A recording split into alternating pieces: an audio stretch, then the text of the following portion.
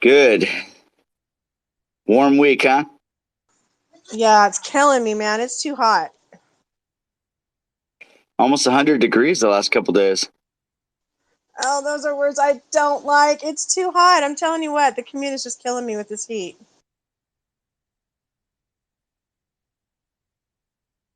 How are you doing? We will survive. We will survive. I guess we kind of have no choice. I mean, it's either that or, it's what are the options? Rain and cold? Definitely, yeah. That's what I don't want. So I'm okay with this. I really don't want that. I last month drove me nuts.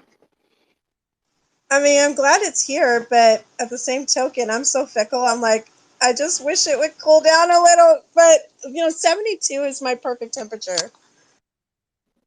Yeah, it's good. Yeah, it's good. I agree.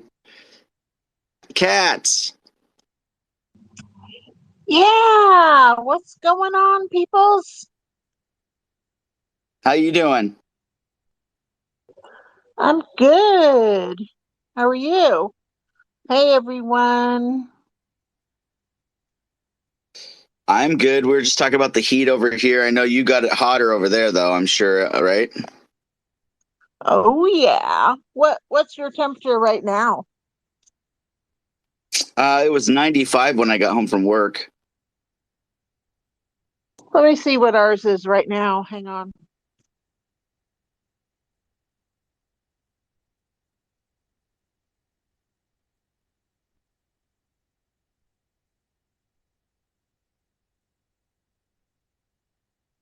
It's 80. It's 84 right now. It's crap, dang it. The weather app on your phone? It's 99, but a couple hours ago it was 105. Yeah, there you go. I try not to complain about it too much because I'm like, guys, I've lived in Washington State my whole life in the Pacific Northwest, and this happens every year. So I try not to complain about it too much because I feel like I'm giving in to Jay Inslee's climate change bullshit. So I try not to complain. Well, It's I'm always not complaining about it. Mars over there complaining about the heat, and I'm like, oh, I'm just glad it's not cloudy like it was a month ago for 6 straight days. I know, and Jason, you listen to Dory, and it's like, where was climate change when it was June and it was like 65 degrees and cloudy? Yeah, but that doesn't fit his agenda, so he's not going to talk about that. You know what I mean? I can't Absolutely. stand the heat, honestly. I mean, to me, if it gets like above 75, I think it's hot. Yeah, but you cannot tell me you don't have heating and air conditioning in your house. Yeah, I told you that we do. So, most of us or a lot of us out here, because it doesn't really ever get hot like that, don't have that in our house. I know the judge probably has it in his house because he's in a muggy and hot climate too. And I know the Best probably has it in his house, right, Best? Well, when we lived over in Renton, the apartment complex didn't have it, of course, like most of them. And we didn't have it at where I worked either. But like the first 2 or 3 years I lived there, there was only a couple hot days, but then it seemed like it did get a little hotter. We actually ended up buying a portable air conditioner. And I'm telling you, that was the best purchase we ever made because that thing, it put out and it worked well enough to cool and even kind of get into the bedroom a little bit. Yeah, it's no fun when it's really muggy. I don't like the mugginess. I'd rather have heat without the humidity. Yeah, I think Cat gets a little bit more of that. And to be an AC snob, I'm lucky enough to be on the outskirts, and have 5 acres. So when I built my new house, I put a geothermal system in, and geothermal is the shit. I'll be honest with everybody. Wow. I I have Go ahead, AC. Mark. I have AC. I have it in my room. In my living room. I can't live without it. It's the best investment I ever made. So Although last year when we were at 114, the heat said to my AC, "Nope, you ain't doing it this time." It was too hot for that AC. It said, "I can't do this." Well, we're supposed to get to 113 on Friday. You guys over there, well, that'll never happen over here, really, hardly ever, because of the side of the we're on. Gaycon, welcome. This is our third co-host, our special guest, my buddy Gaycon. Welcome to the forum, my friend. Hello, hello. How's everyone tonight? Talking about the heat, but we know that. But I sprayed my roof with water, so it really helped a lot. God bless you guys. Well, Judge probably has it warm out where you are, don't you, Judge? Hotter than a $2 pistol here in Florence, South Carolina. Yeah, but Judge probably definitely gets that humidity. So, and we kind of do over here. And Cap might be a little bit drier. And I know everybody talks about the difference between, the dry heat and you can't just look at the temperature. Sometimes I can only imagine what it's like over there in North Carolina. When we hit, one over 100 here in Western Washington, the humidity is just going to kill you. We have a lot of humidity when it's hot here. It's really bad. Well, I'm from Nebraska, and so it gets pretty hot, and it also has humidity. So over here in Eastern Washington, it's considered semi-arid desert, so there isn't the humidity. What? We're all from Washington State? How cool is that? I'm in Eastern Washington, too. There's just too many of us here. That's cool. We're not all from Washington State. Garrison's from Oklahoma. The Best is from Texas. The Judge from North Carolina. But there are a lot of us from Washington, Max. I'm from the better Carolina, South Carolina. I'm sorry, bro. I meant South Carolina. Forgive me, Judge. People in South Carolina can only afford $2 pistols, apparently. Hey, Max, do you mind saying like where in Eastern Washington you are? Sure. Meow, meow, meow, meow, meow. I'm in the Tri-Cities. Oh my gosh, are you kidding? Which one? I'm not. I don't want to say, but yeah, there's another guy here, Jay. He's in the area too, and yes, it's very hot here. Well, I'm in the Tri-Cities as well. What? No, shut up. What? Are you telling me to shut up? How is that possible? Tell me. Okay, so I'm in Kennewick. Okay, well, I'm in Pasco. Okay, cool. Jay's in Pasco too. All right, cool. And my company. I'm sorry. Go ahead. Go ahead, Judge. Oh, I was gonna pick at Garrison a little bit. He was making a jab at South Carolina versus North Carolina, though he has decided not to move to either one, according to last night's report. And Here in Oklahoma, we can afford $5 pistols. Oh, $5 pistols. Oh my gosh. You That's never a heard good that one. song, "She Was Hotter Than a $2 Pistol," that George Jones sang? She was the fastest thing around. He's talking to you, Garrison. Yeah, my point still stands. In South Carolina, they can afford $2 pistols. In North Carolina, they can afford $3 or $4. In Oklahoma, we can afford $5 pistols. But you know what? North Carolina will never have what South Carolina has, and they're still always going to be jealous for it. I've been to both Carolinas, and you know what? It was about piss poor, and I'm sorry, Kat. It was about puke poor. I don't even know the courteous way to say piss. That's not curse. That's because you're a club kid and you wanted to go to a club so bad. They were terrible. I did not like the Carolinas. They were piss poor. You told me you loved going to all the museums and all the culture in South Carolina and whatnot. Yeah, I spent a good 3 days and got about all I could handle from it. Not gonna go back.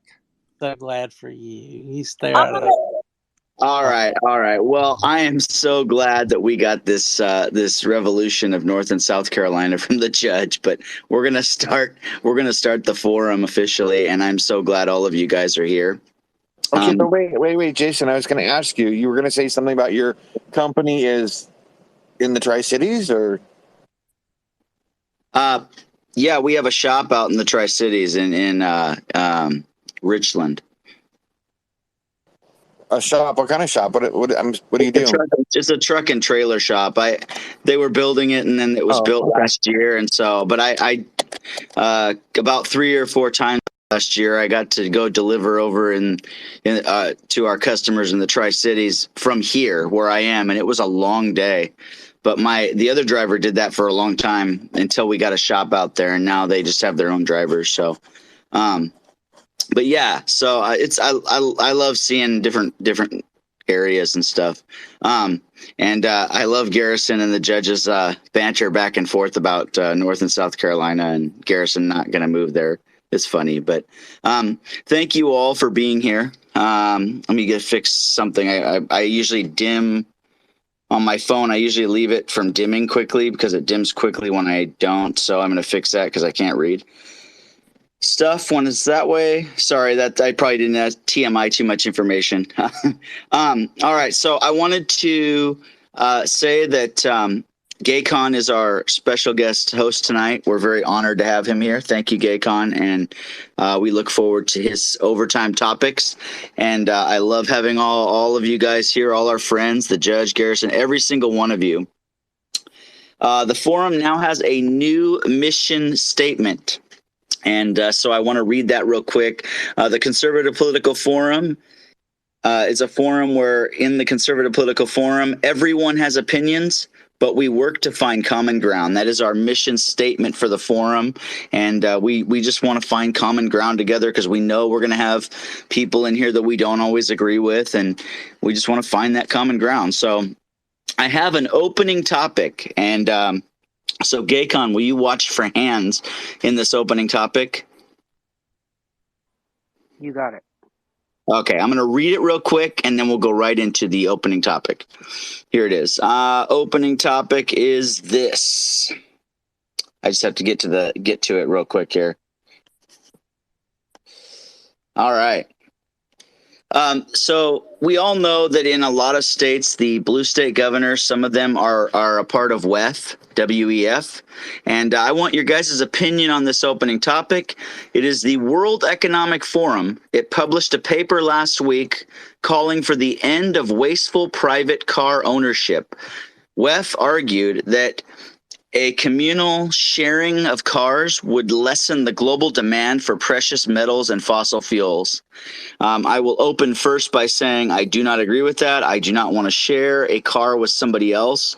I am very picky about the cleanliness of my own car, and that would drive me up the wall. So I want your guys' opinion on that. And Governor Jay Inslee and Governor Gavin Newsom and some of these other globalists are all they all love this WEF stuff. So they talk about sharing cars. What do you guys think? Neo had his hand up first. Well, I just want to say that it's funny that our governor just wants to make rules for everybody, but like with Kat and the others in Eastern Washington, it doesn't work like that. I have a 45-minute commute. I have a car that gets very good gas mileage, things like that. It's just that would be impossible. If we all lived in the city, sure, you can make those rules. But for those of us that live on the outskirts, not even the suburbs. I mean, I live outside of a city. It's just impossible. I'm sorry, it would not work. Yeah, and like I said, the cleanliness for me, Neo, is I keep my car a certain way. I would not want to share a car with somebody else and how they drive and how the clean their car is. That's ridiculous. Mar, go ahead. Yeah, I don't agree with that. I think they come up with something stupid every day. It's just ridiculous to me because I mean, I do my part by taking public transportation, and let me tell you, I'm putting my life in their hands because it's a little nuts sometimes. Today, they almost killed me. But I think if they want to reduce traffic, they should be investing in your public transportation system because, Neo is right. When you live in the outskirts, for instance, I lived in Duval, which has at one point, and it only had one bus in the morning and one bus in the afternoon, and how are people really going to get around if they can't drive? And I mean, some people need to rely on their cars, and I think they just talk without thinking things through and hoping they'll get people's attention with that. They need to, think their plans all the way through, because I just think they're shooting from the hip sometimes. Yeah, no, that's true. I do agree. Katz, will you keep an eye on the bottom ticker thing when once in a while and see what comments people are making as well? Nobody has Sure. yet made comments, so don't worry about it. But Katz, you are next. Yeah, I mean, like most of us, I think it's a bunch of BS, and I think it goes along with the "you will own nothing and be happy" uh, BS. And it's kind of like, okay, this is their little stepping stone if they can get control of people, because the next thing they want to do is that nobody owns a home. And they've said that. So that's not a shock. And so re, getting rid of car ownership is just that stepping stone. And it also goes along with the climate change hoax. Well, if we have less cars on the road, it'll be better for the climate. And like Neo said, it's just not plausible sometimes. I mean, there is a bus system in the Tri-Cities, but I think it's very limited. I mean, it's just not feasible for people to have to, like, walk 2 miles and wait 2 hours, to get a bus, and have to maybe not get home from work for 2 hours because the bus, only runs at certain times. It just doesn't make sense. But it's all really this control garbage. But to share a car too, Kat.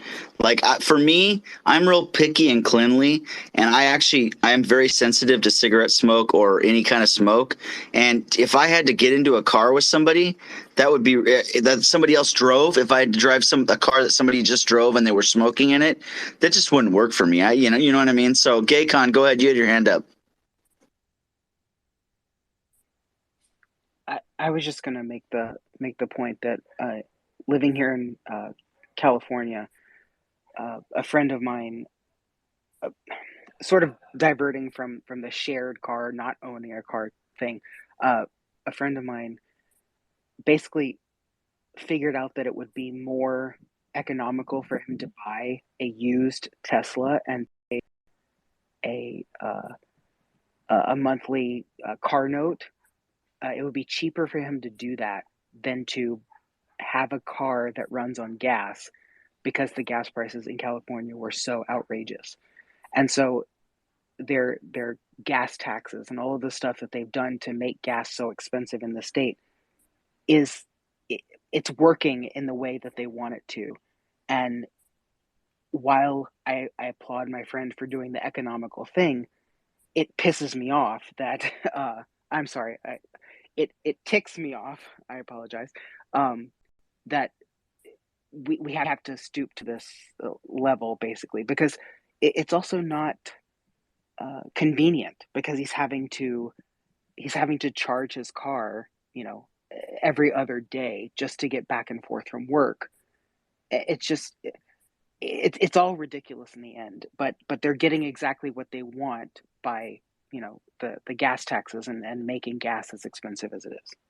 Well, and I agree with you on that. Real quick, Gaycon, before I call on Colin next. You know that in January of 2023, Washington is about to add 56 cents to every gallon of gas that we get in here, and we're going to be like second highest or third highest, or I mean, not second highest. We're going to be like first or second highest gas tax in the United States now. So I totally agree with you. You guys have high gas taxes there, right? Oh yeah, absolutely. So uh, when my friend ended up buying the Tesla, gas was like, averaging in the Los Angeles area, at least $7 a gallon, if not more. Yeah, that's so crazy. Colin, what do you think about this car sharing thing and them trying to get rid of cars? So I believe car sharing is a bad idea, but I believe getting rid of the amount of car ownership and amount of cars on the road we have is actually a good idea because I'm asking this question: how much time does a car spend on the road? It's only 10%. So trying to get rid of that waste is really a good goal. And what we should be trying to do is we should be trying to go to autonomous ride shares like companies like Zoox and other similar companies that Why? are working to eliminate. Why? What's your policy rationale? Like, what good would that cause? Why? Less cars on the road when we're not Yeah, well, why? using them helps reduce the risks of bad climate disasters in the future. It gets So rid of we know other from waste have. COVID that when basically all cars stopped, that mass fac- factories still produced, and it reduced. You're right, it did reduce it by like 3 to 5%, but it was just a drop in the bucket. So you want to cripple individuals while allowing mega corporations to pump out massive amounts of carbon? I mean, is that what you're advocating for, Colin?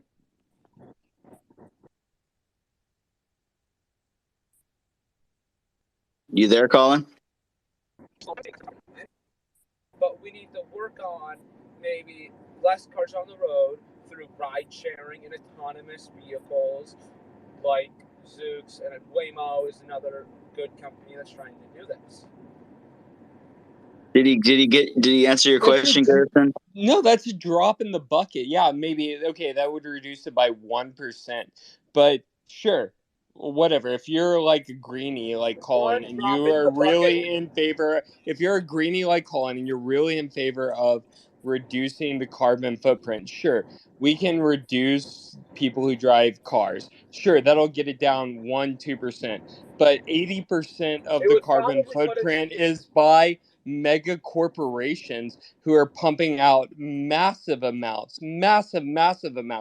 of carbon into the atmosphere. Sure, if you want to die on that hill and you want 1 to 2% reduction, sure, you go ahead and spend all your time doing that and ignore the Chinese who are pumping out 80% of the carbon footprint. You go ahead and die on that hill, and that's a silly hill to die on, in my opinion. And so what I would say, Garrison, what can I tell you the real fact? Getting rid of half of our cars would actually put us closer to 10% of that 100% we need, and we would also Wait a second. Of that 100% we need, so that's not the stat. So we're arguing about. So what does that mean? What do you mean by that 100% we need? 20% of carbon emission comes from cars. Getting rid of 50% of cars on the road would ensure a 10% decrease in carbon emissions, right? If I'm doing my math right, yeah? Okay. Then, if we force businesses into carbon capture mandates, we do simple things like that, try and release, um, attempt to use more meat substitute, or, sorry, not meat substitute, I forget the exact name of this type of meat, but it's basically cloned meat. I don't know the exact name, but it's actually very good for the environment, and it's still 100% like chicken or beef. well, But yeah, that's a topic for another time when it comes to meat, Colin. I understand where you're coming from with that, but Can you know, can I go can I ahead. can I can I chime in real quick? Yeah, chime in, Um, and then I'll go to the Gaycon next. the carbon footprint after COVID-19 hit fell 5.4%, and that's when everyone stopped driving and basically the world shut down, except like the massive industries. So sure, yeah, the 5.4%. I mean, Colin, it you have to But that was realize a short that term. it's That was not just a about short term. there were more buffaloes farting and producing methane in the United States, in what is now the United States, than there are cows today, right? So like people blame cattle farmers for the methane that is produced, but there were more buffaloes and producing way more methane than there are cattle in the United States today.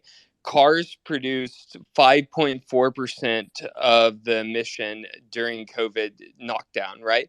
And so, no, it's silly, these greenies trying to tell us that we need to cut back on our carbon while they're flying their private jets to Shanghai, which is producing massive amounts. Because you think the Chinese give a crap, sorry, Kat, give a crap about this amount of carbon that's produced in the world? Absolutely not. China, India, they're producing massive amounts of carbon. And the major corporations are producing massive amounts of carbon. Me driving my truck to Oklahoma City and back is not even a dent into this. It's just silly. This whole argument is silly, Colin. All right. You keep on trying to go around my argument. My true argument is Well, making this puts us on a fall of more greener policy that helps us stop climate change. Just that one step forward will help out so much in reducing climate disasters in the It'll help future. so And if little. we It'll take help that so step, little. we'll take It'll help more so steps little, Colin. later. But all right, guys. So let's go on to, because we had car sharing, and I have three hands up. The three hands that are up, the four hands. We have 3 minutes to give answers. At 8:30, we're stopping this conversation out of respect for my other host who's got her segment going. So, give your answers. Gaycon, go ahead. Yeah, I just wanted to quickly say, there, all of this doesn't take into account, the economic burden that it puts on people. So, for example, I live out on the West Coast. My parents live in Eastern Tennessee. They often, and they couldn't do it this summer because of the gas prices. They often will drive out to come visit me because they can't afford to pay for, round trip tickets for both my parents and both of my nieces, who are there. My parents are the guardians of my nieces now that my sister's passed away. All four of them to travel out here to come visit me is not feasible economically for them to do, air travel. So they will often drive out here to come visit me, and that's one of the 2 times a year that I can see them. So this whole idea of the high gas prices and car sharing and all of this mumbo jumbo it's just not feasible for the country that we live in. Yeah, that's all I wanted to say. And I agree with you. All right. Shot rounds. So about 30 seconds each person here. Mar's had her hand up for a while. Mar first. Go ahead. Okay, Garrison kind of touched base on it a little bit too. So, what about flying trains? What are they spraying in the air? Reducing our cars isn't going to reduce the emissions in the air, and then take into account like volcanoes and everything that are just spewing carbon monoxide into the air. So, it's ridiculous. It's just another control factor. Thank you, Mar. Shot round. Neo, go ahead. About 30 seconds. Go, buddy. Hey, I'll digress. I agree with Garrison, and that's it. All right. And then Robert, go ahead, my friend. Hi.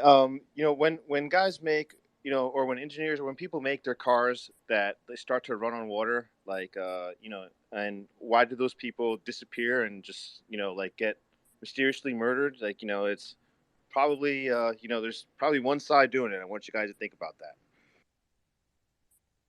Okay. Thank you for that. So that the car thing is weird, and I love the Garrison. I love the back and forth conversation with you and Colin. We just didn't have time to do more of it right now, but I would have loved to bring it on. Bess, go ahead. Colin, just 2-second answer. Are you or were you in a car? He disconnected. Or yeah, okay. We'll go back to that. Garrison, we should actually do a space one night where we can actually talk more about this, because I'd love to hear more about it.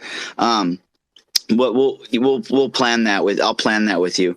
But anyways, thank you guys for talking about that. That was awesome. I love hearing your opinions on that, and I thought that'd be a perfect opening topic. That being said, we are now going to Reducation, and Kat, take it away with the guidelines. We have forum guidelines, and then we'll go into Reducation. All right. Thanks, Jason. Hey, that was a great opening question. I really love that. And I actually had more to say about it as well, but yeah, I saw we were kind of running short of time. So these are our forum guidelines. As freedom thinkers in the conservative political forum, we believe in and value our constitutional rights. We also recognize that even amongst ourselves, we are going to have varied opinions. This forum is a safe place for everybody. We absolutely do not tolerate personal attacks or raised voices. We also ask that you are considerate of persons who prefer not to hear profanity. Please be self-aware of your mic time because we want to make sure that anyone and everyone who wants to contribute to a particular topic is able to do that. So, Real quick, Kat, I am yeah. sorry to interrupt you, but I meant to read Conservadad's comments and I didn't do it. I don't. If you're in the listening box and you leave a comment, we will really try to make sure we read what you say if you want us to. But real quick, Kat, I'm sorry. I just wanted to say, Conservadad said, "Wow, I have a large family and I am in an area that has no bus service. What would I do to get anywhere, especially with my kids? If my wife and I gave our cars short-sighted." So I agree with him on that. That was one of his comments. I just wanted to read one of them out of respect for our listeners. So thank you, Conservadad. And go ahead, Cass, take it away. All right, thanks. And I didn't know you wanted those read. I read it and I thought it was a great comment. Okay, so now we're going to begin our weekly segment called Reducation. It is designed to provide education via counterpoint with each other on topics that are important to many Americans. Sometimes these topics can be emotionally charged. All forum guidelines, which is what I just read just a moment ago, are definitely in place for this segment. Nothing changes. We expect speakers to remain civil. If you have a mic, you will have a chance to respond. Raise your hand, we'll call on you. Now, this is only a 30-minute segment, so you need to keep your answers concise, maybe not more than like 2 minutes, okay? So this week's topic is America ready for a female president? What would be the pros? What would be the cons? What kind of reaction or what would that cause any difference with relationships with foreign countries? What kind of strengths would that person need?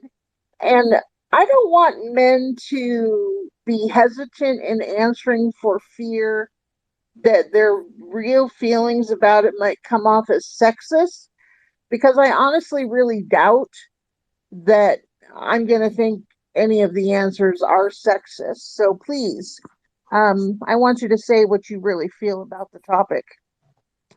Best had his hand up first, Kat. All right, Best, have at it. Yeah, I don't think there really would be a difference. It's just like the vice president. A female vice president isn't any better or worse than a male vice president. They need the same qualities, and qualifications and experience, and the ability to do the job. But if a person has the ability and qualifications and experience and the willingness to be president, then that's really all that matters. And any thought kind of to the contrary has really been disproven in the last few decades. Women are just as likely to declare war or be aggressive militarily as men are. In fact, like slightly more so. and so they can be the same. They can have the same corruption problems. They can have the same staffing problems. They can have the same anger problems, but they can also be good at diplomacy, and they can also successfully, you know, impart to the public a sense of reassurance and calmness. All the things that a good president does. Okay, great. So does that mean that you feel like America could potentially be ready and would actually elect a female? 100%. Okay. And Jason, who was the next couple people? Mar, Mar, and then Garrison, and then Neo, and then Robert. All right, thanks. Mar, please. I agree with Bess. I think if the female is qualified to do the job, she has the education, the willingness to stand up and run our country. I'm kind of on the fence whether America is set for it. I think in the state of we're in right now, I don't think half of the country has the maturity to understand what a female can bring to the table. And I don't necessarily really think it's whether male or female. I do think it's the best person for the job. I've always felt like that in anything I do in life. But I I don't know if I feel that it's kind of divided. I feel like some people are ready for it and other people aren't. But I do agree with Bess. I think it's if you have the qualifications to take the position, by all means, let the best male woman get the job. All right. I like that. I think it was Garrison, Neo, and Robert, if I'm not Okay. mistaken. Okay, so I agree with the two previous speakers that we should be a meritocracy, and whoever is best, regardless of sex, like if they're male or female, if a female is the best capable individual to be the commander in chief, I think that they should be the one that should hold that position.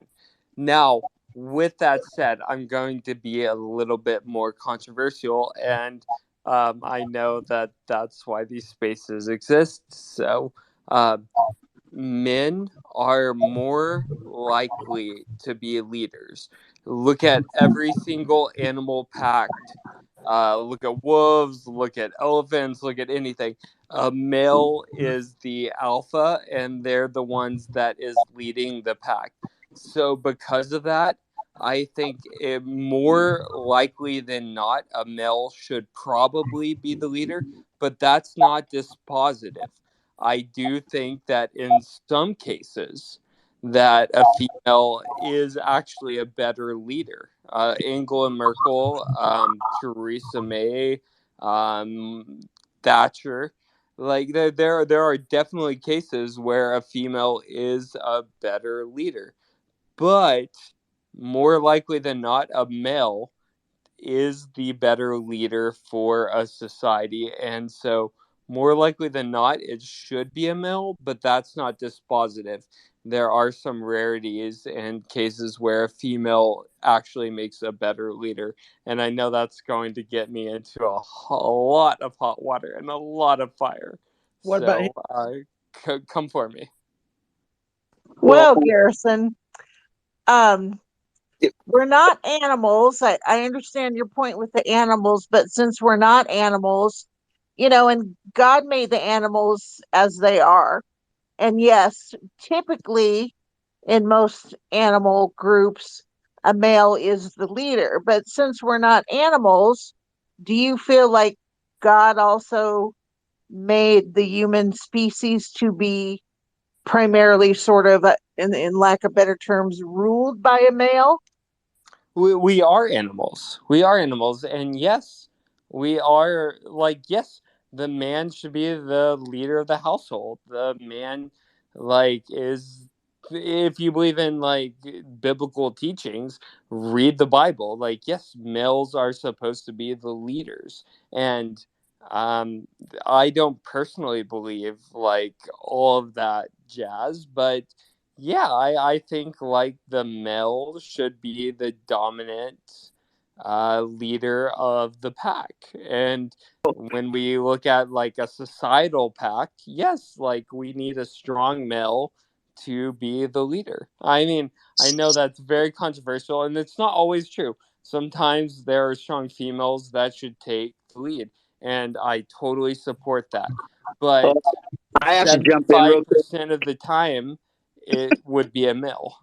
I have to jump in real quick and say my church, my pastor's wife teaches a lot, and she's quite a leader. And so I would say that Would you I, is your pastor of your church a male?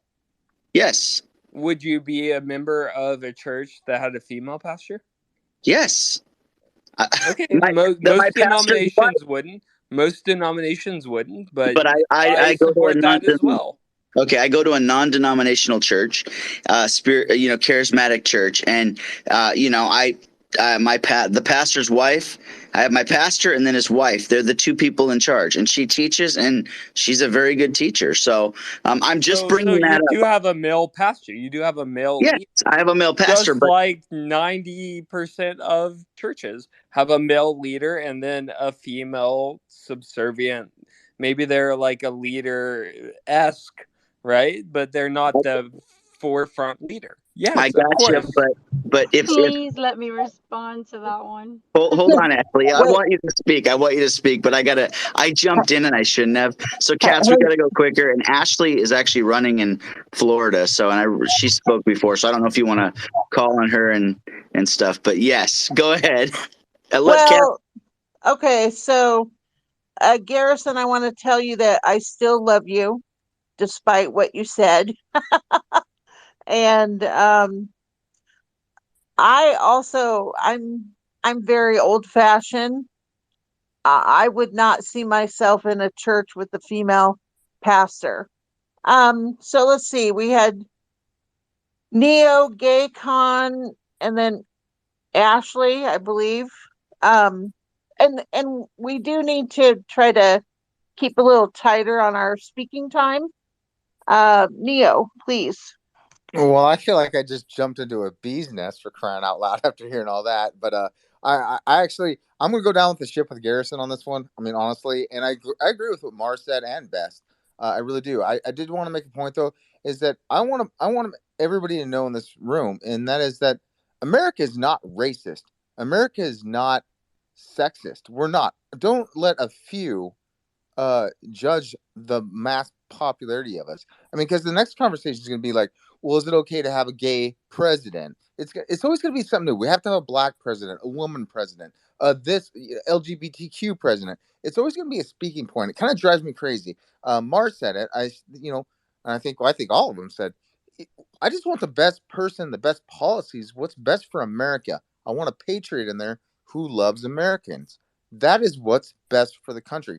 I don't give a shit what your color, race, sex is. I don't care.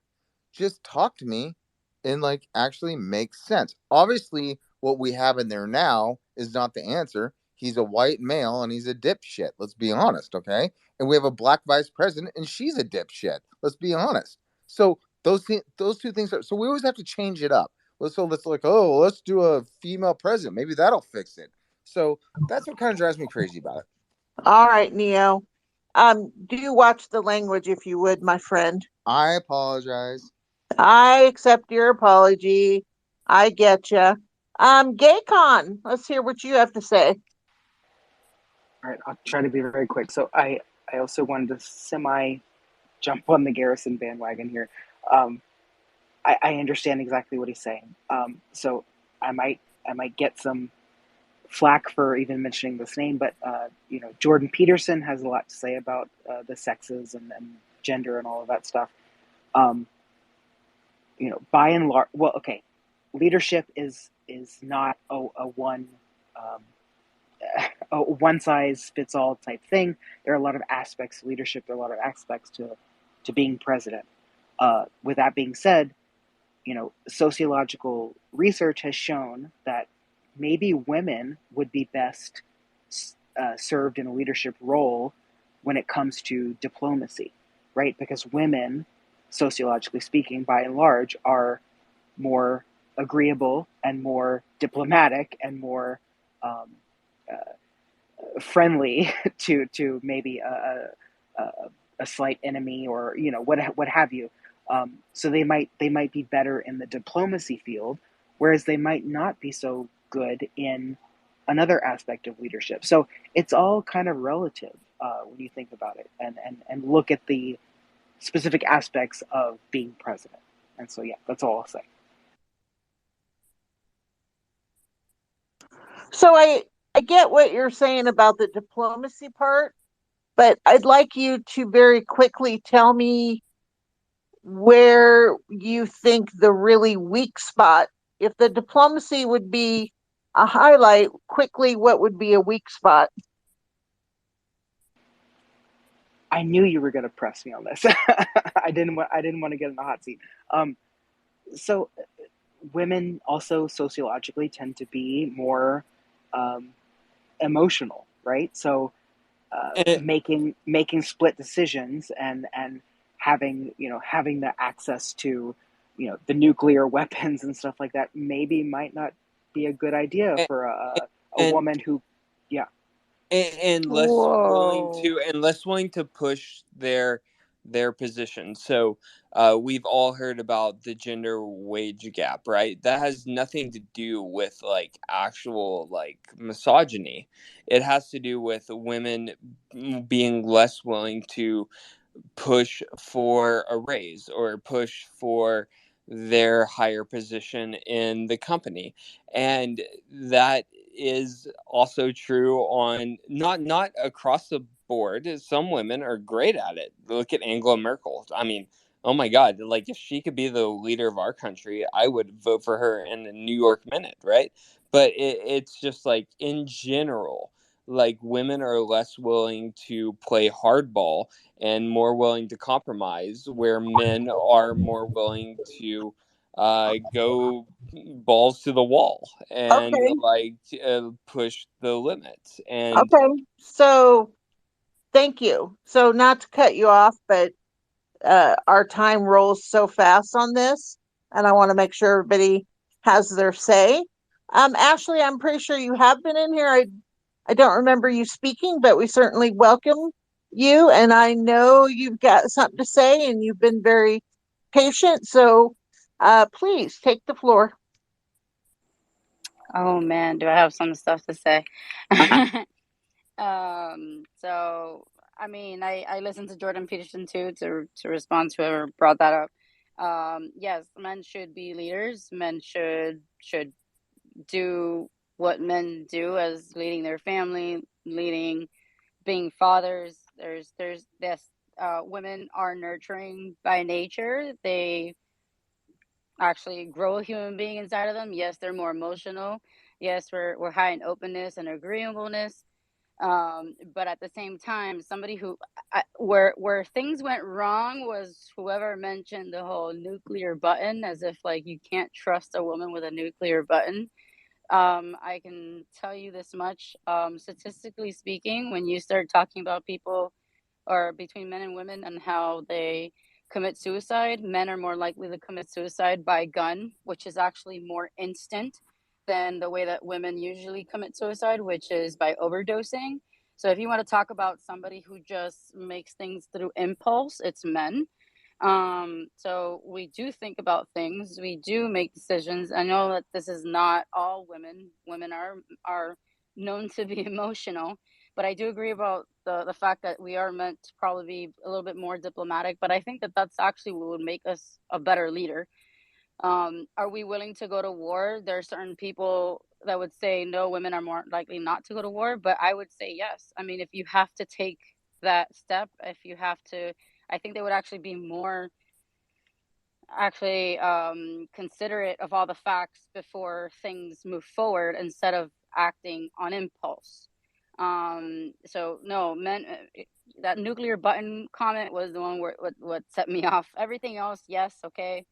Men most likely are to lead society. And by the way, animals, there's a lot of different species that have a matriarchy and not a patriarchy. And if you've noticed, majority of the time, it's the women that actually, as we say in Spanish, quien manda, quien es la reina, who's the queen of the Name house. five. Name five. Name five animals. I know that there's in monkeys, there's such thing as a matriarchy. It just depends on which group So you're talking about. name five animals And that monkeys are the closest to us, by the way. definitively all of them have Chimpanzees. a matriarchal society. Name I'm not saying five majority of animals. them. I dare I don't you. like to. Okay, well, Okay, I'm not gonna say because I don't know. chill out, bro. Because she I'm not can't. gonna say Because she can't. She can't. There's not five. That was a You're, baseless point. you're on fire tonight, bro. You're on fire Okay. tonight. But All My right. whole go point, ahead, Ashley. by the way, Garrison, I'll wrap it up. Garrison, I actually agree with you, but the way that you went about it was pretty asshole-ish. It was pretty mean. Awesome. And That's what I go for. Name five animals to back up I your. can't. I'm gonna Name tell you, I one. can't. Name Garrison. two. I can't because I can probably look it up, and there is at least 5 animals. There's probably, you know how many species there are on this freaking planet? A lot. So I can probably find you more than 5. So please don't bet on yourself when you're talking about let's name at least 5. So keep that to yourself. But what I'm You're trying to the get one who at, can't name five. I can't. But I'm being honest. But I'm sure there is. All You want me to Google it now? I'm right. wasting my Well, time I'll by tell you what, saying All Ashley. right. If you want to Google it when you can give Garrison those facts in a little bit if you want to. I'll let you. Show right him up. about Okay, now. show him up. All right. I will. Show him up. So Show him up. let me just finish what I was saying, and I'll Google it later, and I guess we'll all be more knowledgeable about matriarchies and different species, which is the most pointless thing that we should do. But I'm talking about me and the human race. Yes, we are animals. We are mammals. I do agree with you, Garrison. I'm actually more agreeing with you more than anything. But the way you went about it is you sound like you're one of those people from the Midwest, if anything, the Northwest, where people are very, very like hostile towards women, and it has to be men, men, men. Because I've been in that situation, and it's the most annoying thing. They ignore you. And I can tell you this much, I'm not one to be ignored. I'm running for state rep. I'm actually in a 5-way primary against 4 boys because right about now I call them boys because until they act like men, they really are boys to me. They're not men. Um, they are not leaders in my community. I am a leader in my community. I'm actually a current elected official. I do not get paid for it. It was a nonpartisan seat. I actually know about all the construction projects that are going on. None of those people actually know what it costs to even put up an intersection in our community. So I'm just gonna say this. Yes, going back, I think it was Katz that was saying this. Whoever's the most qualified, and if whoever's the most qualified, whether it be a male or a female, then let it be. Do we have, statistically speaking, more men that are that are in power? Yeah, but let's just take into account that, and I don't like to play the woman card, especially as a Republican, but please take into account that women, honestly, were not even allowed to freaking work until what, the 50s, until, people needed to have 2 people working in the same household. So, you know, you gotta calm down with that. I'm not saying that all women are made for the workforce because that's not here either. I'm just trying All to right. defend that point. But I'm gonna wrap. Ashley. That's it. I'm done. I All just right. didn't like the whole nuclear button, Gaycon. That was the one that set me off. So if there's somebody that set me off, it wasn't Garrison. It was Gaycon. All right, Ashley. Appreciate that. I didn't particularly care for the nuclear button comment either. Let's see. I think it was Robert and then Mar, if I'm not mistaken. So Robert, please, go right ahead. Hey, so yeah, so interesting. You brought up God, and well, actually, before I want to say that, I'll just say that with the gun laws that changed in New York City, it wouldn't be and how they became more free. That makes I didn't think that was going to happen for a long, long time. So I'm definitely up for more surprises with a female president. I'm glad you brought up God and like the creatorship of our world, and like there is also the something called the divine feminine and divine masculine, and I just want to say and on top of that, some of my favorite leaders, in the past, few years have been women, And I think a few, like, like right now, MTG, she's amazing. She's my hero right now. Candace Owens was also like kind of like amazing as well. Really well versed, like Dinesh D'Souza. Like they could have, you know what I mean? If they would have like this, if you would like disguised like their voice, like blind hearing test, on their skills, on debate skills, like really hard to tell who's who. Um, and with the way how the world would view a female president, it all depends on how tough she is. The world is gonna know what they could get away with, whoever is in there. That's all I gotta say. All right, Robert, thanks for that. Boy, we've really had some uh, passionate responses. It was has been more than I've expected as far as that aspect of it goes. Mar, please go ahead. Wow. Okay, so Garrison, wow, you really spun my brain there a little bit. So look, there are alpha females. There really are. I happen to be one of them. I'm just a leader. That's what I do. I run my own department. I take over everything I do. Do I want to be president? No, I don't. I really don't want. I'm not up for that job. But there are people that are up for that job that are alpha females that can make good leaders, who are diplomatic, as Gaycon was mentioning. There are very well-rounded, educated women that can take that role. It's really, I dare say, sexist to just assume that a man can have that position. Um, Women haven't really been given that opportunity. I shouldn't say haven't been given that opportunity. It's more like there hasn't been women to really step up to that opportunity, and that's really sad. More women need to come out of their box and step up. And in the sense of knowledge, that's why they create their teams. Like they select a vice president, they select all their people around them to help them guide them. It's the same thing with men. They don't do it just by themselves. They surround themselves with a quality team that helps them run this nation. They don't run it by themselves. And in fact, we have somebody in office right now that's being run by a whole bunch of other people, and it's not himself. So it's not always the best man for the job. It's the best person. And there are females out there that can do that job. And there's also, I feel like there's much better men out there that we're getting exposed to that can do a better job than what's going on right now. So, no, yeah, I do believe there are women out there that can be great leaders that won't push. Okay, excellent. Bess, you had your hand up, and I would like to know what you have to say. I'm gonna let Garrison go, and if that happens in the next 2 minutes, then come back to me. Okay. Sure, absolutely. There are 100% women out there who could be amazing commanders in chief. I'm not debating that whatsoever. I think that there are plenty of women out there who could be amazing presidents of our country.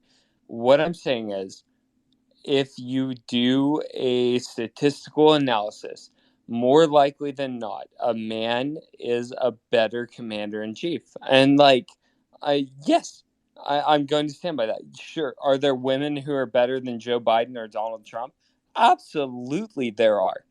But like on blanc, like when you do an average of the population, men are more likely to be better at being commander in chief.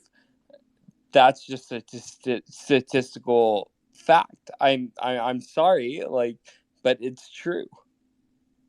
All right, Garrison, thanks for sharing.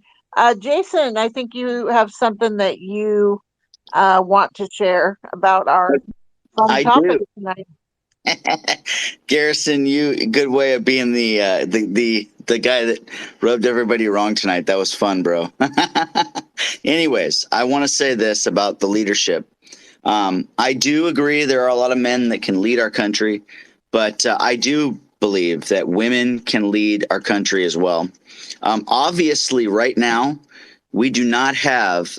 If Kamala Harris runs this country, we're in trouble. She sounds stupider than stupid can be when she talks. So so so there's and she would be a horrible person to lead our country. But obviously, but a Kristi Noem, I could see her leading our country.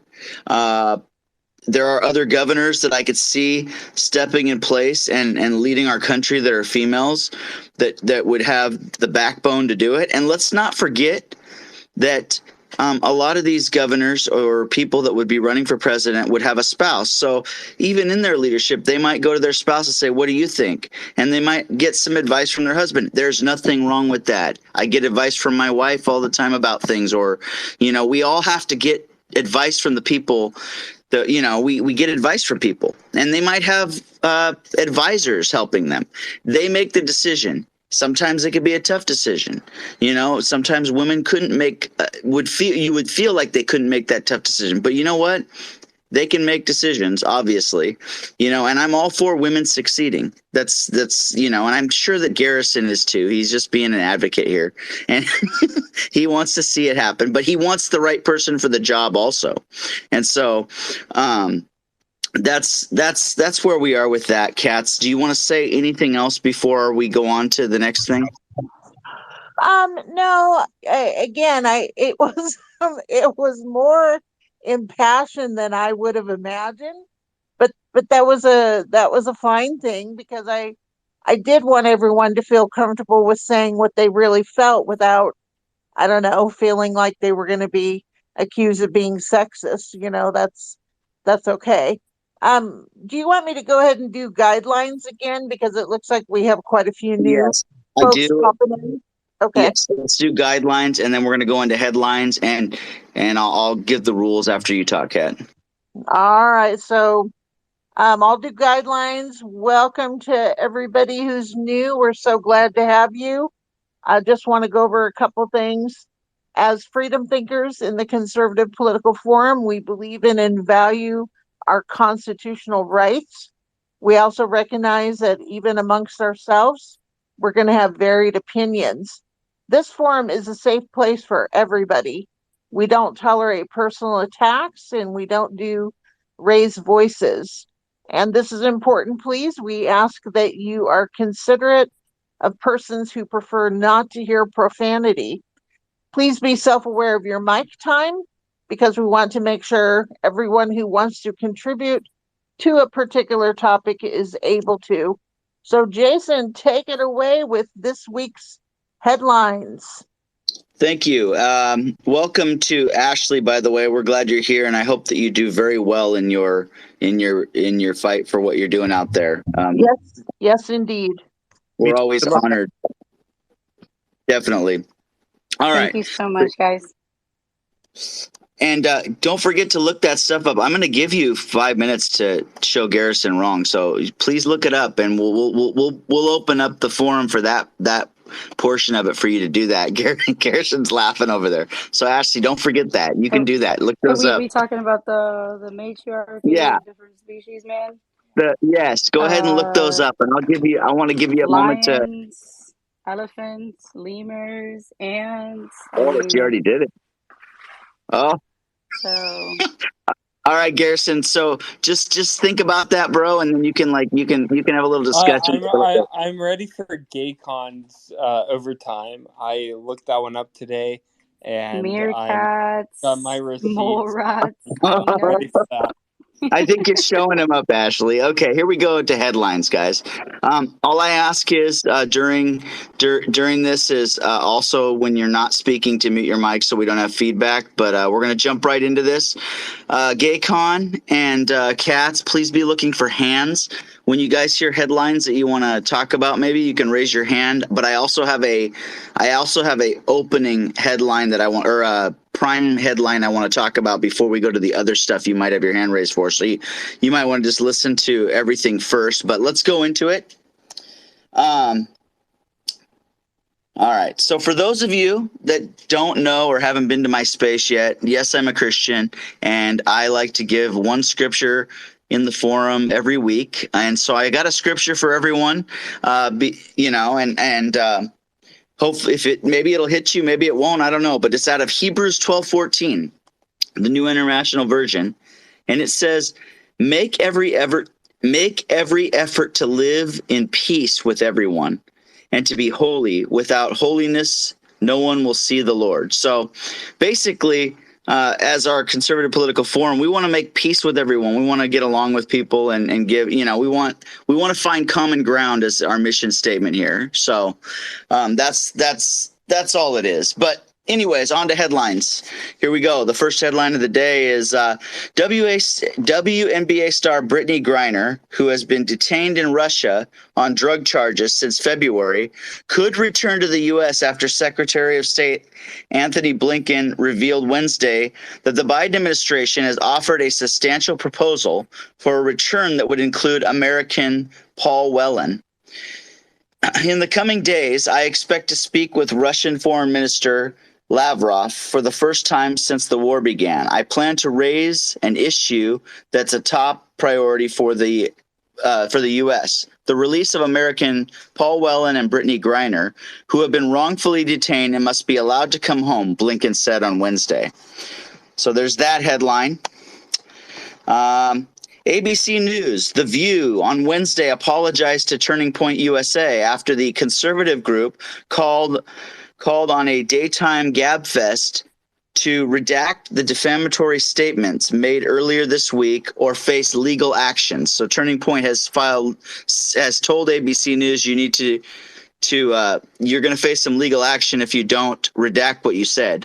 Here's what happened. On Monday, we talked about the fact that there were openly neo-Nazi demonstrators outside the Florida Student Action Summit of the Turning Point USA group. We want to make it clear that these demonstrators were gathered outside the event and that they were not invited or endorsed by Turning Point USA. Co-host Sarah Haynes said.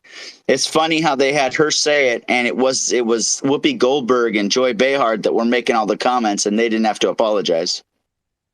All right. So here we go. Rep. Ronnie Jackson from Texas is renewing his call for President Joe Biden to take a cognitive test. And 53 Republican lawmakers are joining.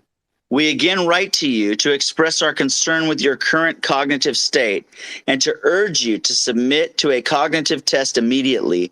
We believe that regardless of gender, age, or political party, all presidents should follow the example set by former President Trump to document and demonstrate sound mental abilities, the letter says. All right, this is not good, guys, and this is one of our this is going to be our headline story. I'd like to jump out of headlines and talk about this once I'm done with headlines, and I'll give you the whole wraparound on it. Manchin and Schumer agree to a vastly pared back version of the Build Back Better plan. Manchin said in a lengthy statement he had reached reconciliation deal with Schumer. Let me remind you that a lot of our inflation in the United States has to do with what they're doing by borrowing money over and over again.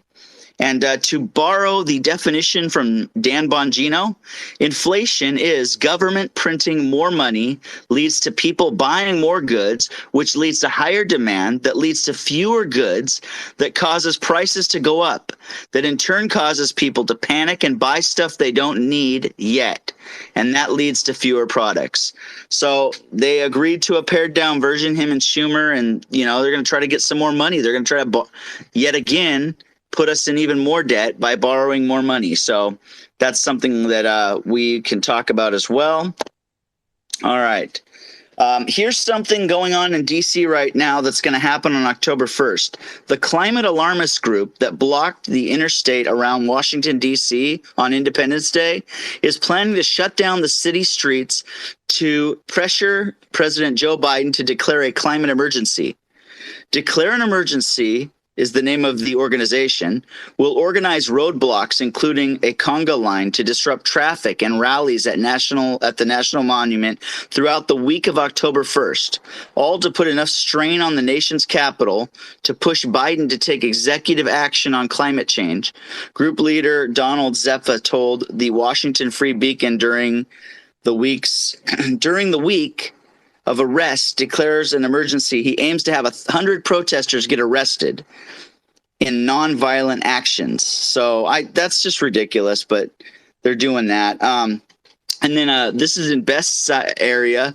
2 more Texas counties have declared an invasion on the southern border.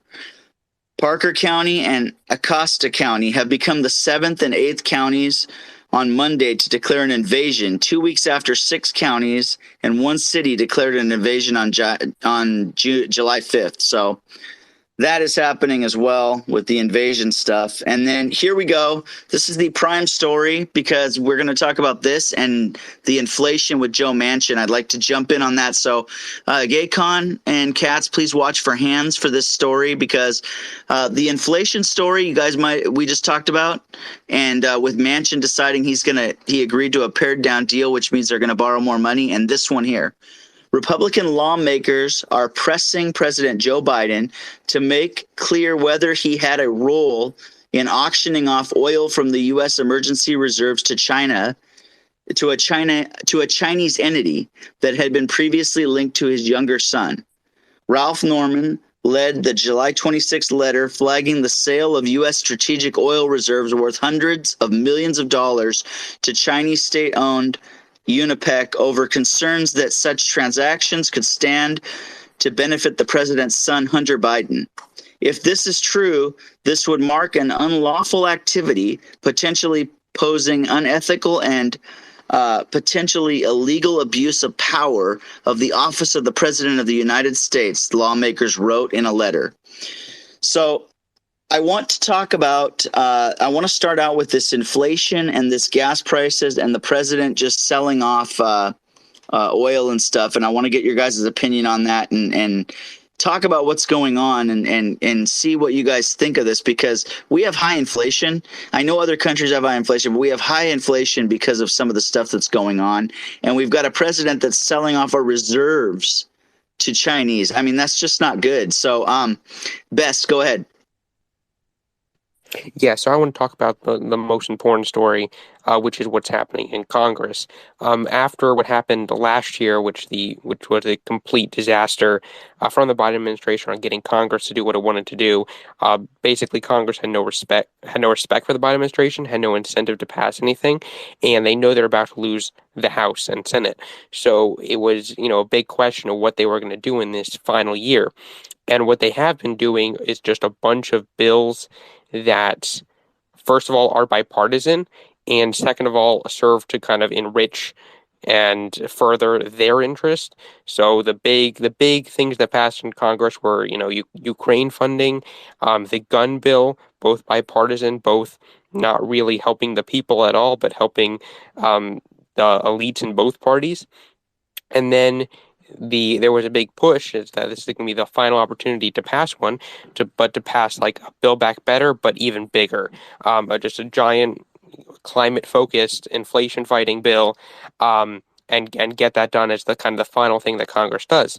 And Manchin, who has no reason to vote for it, basically said, no, deals off, we're not doing anything. And that was like a month and a half ago.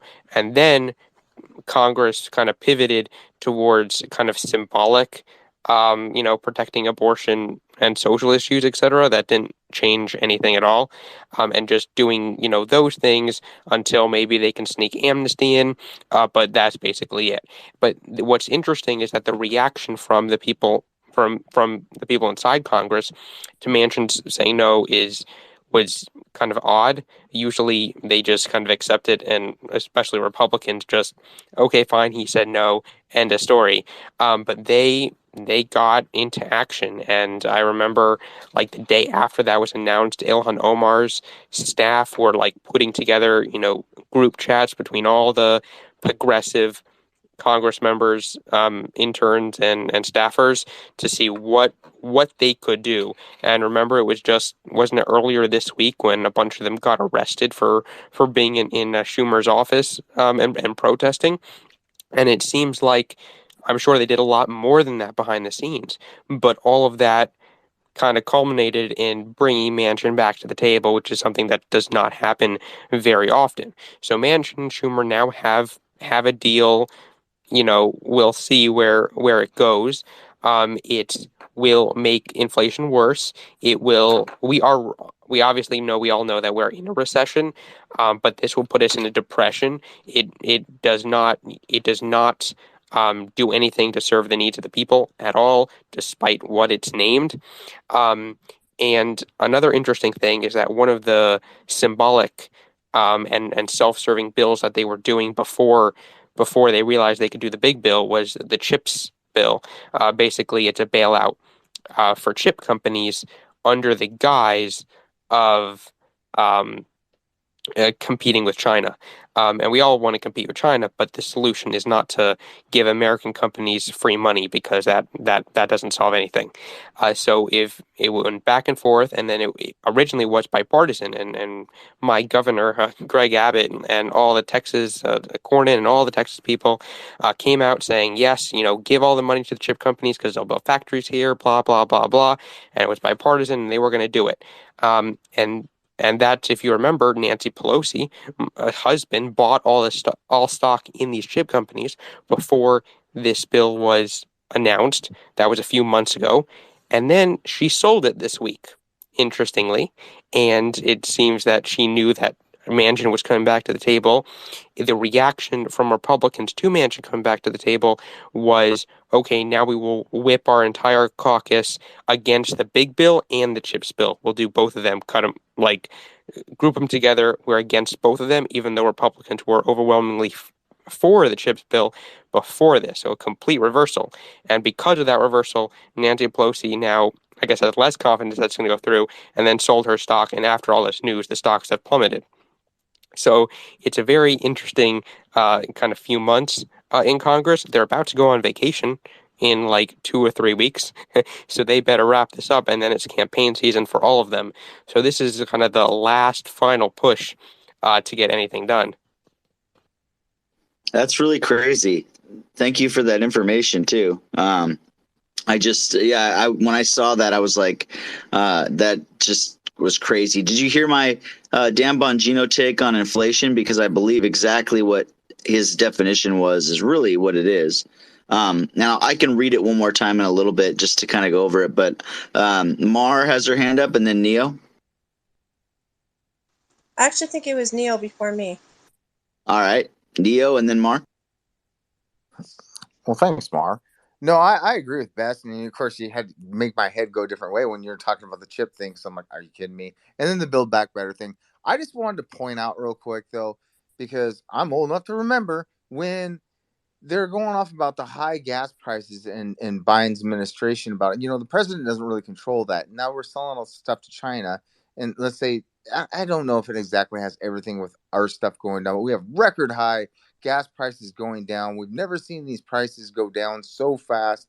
And it's the most ridiculous thing in the world that the president doesn't control the gas prices. But it's funny to me that he's taking all the credit in the world that we're maybe paying. I don't know about what everybody's paying, 30, 40, 50 cents less, that he doesn't have anything to do with it. But yet he's trying to take credit for it. I'm just not falling for the BS. I'm just not falling for it because we're all paying ridiculously more. It's just, it's the stupidity drives me crazy. Yeah, no, I agree. And I think we are paying a lot more, and certain states have higher gas taxes because of their legislation. So you're totally right, Neo. Like Mark? us, Yeah, Jason. yeah, but so does California. California, where Gaycon is. Mar? Okay. Just to further take that a little bit further, Biden created the mess by raising the gas prices, and now they want to give him credit for the gas going down. It's just ridiculous to me. So you can't take credit for your own problems. But in regards to him selling off the oil to China and them saying that it could be a problem because he's the money's filtering into his son Hunter. Who it makes perfect sense because I mean, look at the quid pro quo. I mean, they impeached the president for making a phone call, and yet there's a video going out there that if they didn't stop the investigation on his son, that they were going to get the $5 billion with Ukraine, which I'm kind of confused because I thought Ukraine was bad because he made the phone call, but yet, yeah, and they threatened him. They threatened the leader. Well, either you drop the charges or you're not getting the money. And so it it makes perfect sense that he would be doing the same thing with China. The man is corrupt, and I don't understand how he can keep getting away with things like this. And yet, the former president got impeached for a phone call. I mean, it, when is accountability going to come into play? Because it just doesn't make any sense. And then on top of that, it's just further hurting America. All these bills aren't benefiting us; they're benefiting them. When is it going to get back to the American people instead of their pockets? And Pelosi profiting on stocks and the insider trading. I'm sure Martha Stewart has a few things to say about that because she seems to be getting away with murder, and Martha had to serve time for that. It nothing makes sense to me anymore, and it just seems like the criminals are getting richer, and then we are paying. We're talking about sharing a car for God's sakes. I mean, when is things going to start making sense again? Nothing is normal, and I don't understand. It gets better when we elect Republicans in November. Yeah, yeah, I kind of agree with that one. I do think so. So let me go over inflation real quick. Gaycon, can you watch for hands? I'm going to go over Dan Bongino's version of inflation because it is the truth. It is 100% the truth. So here's the one I got from him. I like his definition because I've thought about this for months, and I'm like, yeah, I can see that going on. Exactly what he said is correct. Inflation, government printing more money, which leads to people buying more goods, which leads to higher demand, that leads to fewer goods, which then causes prices to go up, and in turn causes people to panic and buy stuff they don't need yet, and that leads to fewer products. While things are still high priced too, I can add that in there. So that is that's where we are with some of this stuff. If you go to the grocery store, there are things that you're like, oh, I can't buy that right now. It's way too high. Even if you have the money, it's not practical when you know that it's not normally that high priced, right? So, it's ridiculous to look at that and think, yeah, I mean, that's expensive. Garrison, did he leave? Oh, he did. Okay. I was going to ask him a question, but he bounced. So that was my opinion on that one. If anybody has anything else on that, we'll go on to some other topics here. All right, let's go some other topics. Can you watch hands, Gaycon, again? I'm going to check the topics here. Sure thing. So we talked about that. What do you guys got to say about Texas's invasion? Two more counties have declared an invasion.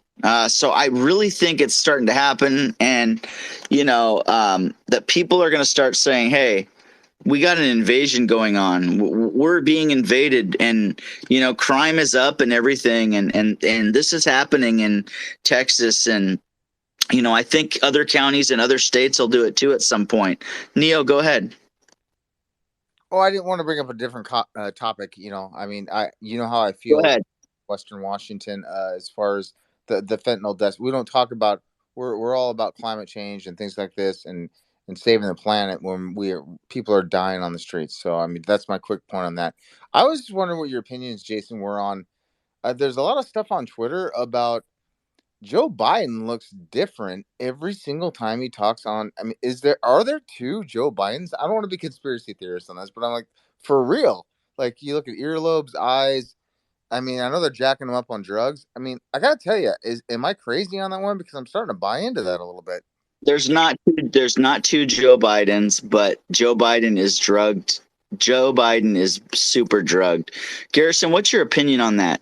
on Joe Biden. Because did you see the video of him speaking for 30 seconds without blinking? We blink like 30 or 40 times a minute. All of us do. Yeah, I saw that, and his appearance. I'm like, dude, there's something wrong there. I'm like, so somebody's got to talk me down off that cliff. What do you think, Gaycon? I know I'm just calling you out without your hand raised, but I need your opinion. I only saw a very small clip of it, but yes, no, it looked very unnatural and almost like. Again, I don't want to sound conspiracy theory, but almost like AI. It was unnerving. Let's put it that way. Um, I well, and plus what he was saying was ridiculous and semi nonsensical, which is how it always is. But yeah, I have a problem with what seems to be what many have called, and I'm gonna jump on the bandwagon now. It's almost akin to elder abuse. Like there's something definitely wrong going on, and he is being treated. I almost feel sorry for him, honestly. And what do you think of, I mean, the cognitive test thing? I mean, the Republicans are saying, hey, you need to take a cognitive test. Trump took a cognitive test. What do you think of that? Because when you said it looked unnatural, it did look unnatural. You're totally correct. And what happened was he spoke a little bit before that, and he sounded really tired. And it seems like they stopped the video, drugged him up, and then he couldn't. Then he looked drugged up in the video where he wasn't blinking. Yeah, I have no problems with anyone calling for any type of cognitive test. I don't know how long it's been since we've had this. Hasn't there been in the past? And I'm not I'm not a student of history, so I could be wrong on this. But at least in Great Britain, there's been this idea of like no confidence. Can Congress have a vote of no confidence in the president? Is that a possibility? I would think they could if they actually had a Congress. Go ahead, Not Garrison. not really. The 25th Amendment would have to be invoked, and so you would have to get the secretaries to agree to it. And so, while it's technically possible, logistically it's impossible. What do you think, Garrison, of the cognitive test that we keep that Republicans have said, hey, you have to take it. We really want you to take a test. What do you think, Garrison? I'm 100% disagree with that because they could rig the tests for Trump. They could rig the tests for Biden. They could rig the tests for anyone. And so I'm completely in disagreement with some type of test to be the elected official for our country. I'm a small d Democrat, small r Republican. Also, like I think that like if the people elect that person, if it's Donald Trump, and you know what, he's an octogenarian, he's super old, but like if the people want to elect him, then that's the right of the people to elect him, no matter what some crack doctor says. Good. Thank you for your opinion on that, Garrison. Always appreciate it. Mar, go ahead. I do think he should have a test. I'm sorry, he can't even form a sentence at this point, and it's pretty embarrassing.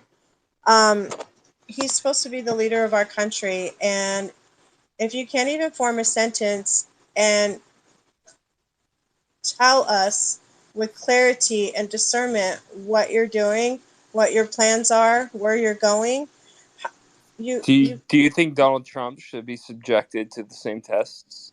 I thought he did take a cognitive test. Sure, What? sure. But do you think that the same doctor should administer the test, and if that doctor thinks that he's not capable based on that own doctor's perspective, no matter what that doctor's political opinions are, because we all know doctors are pretty whack right now. Do we really want to give it to doctors to I'm have that much authority to say yes or no, this person has the ability to serve? I'm not saying give them the authority. What I am saying, though, it's quite obvious that there's something wrong with Joe Biden. You take Donald Trump and you take Biden side by side and listen to them both speak. Donald Trump has all his bearings together. Do I like everything Donald Trump said? No, I don't. He said some things that, you need to zip it once in a while. But he he Sure, had sure. all We no agree. hold on, hold on. We Come on, He agree. We Garrison. Hold agree. on, hold buddy. on. He had all his bearings. He can tell you what you wanted to hear, not what you wanted to hear. He knew what he was talking about.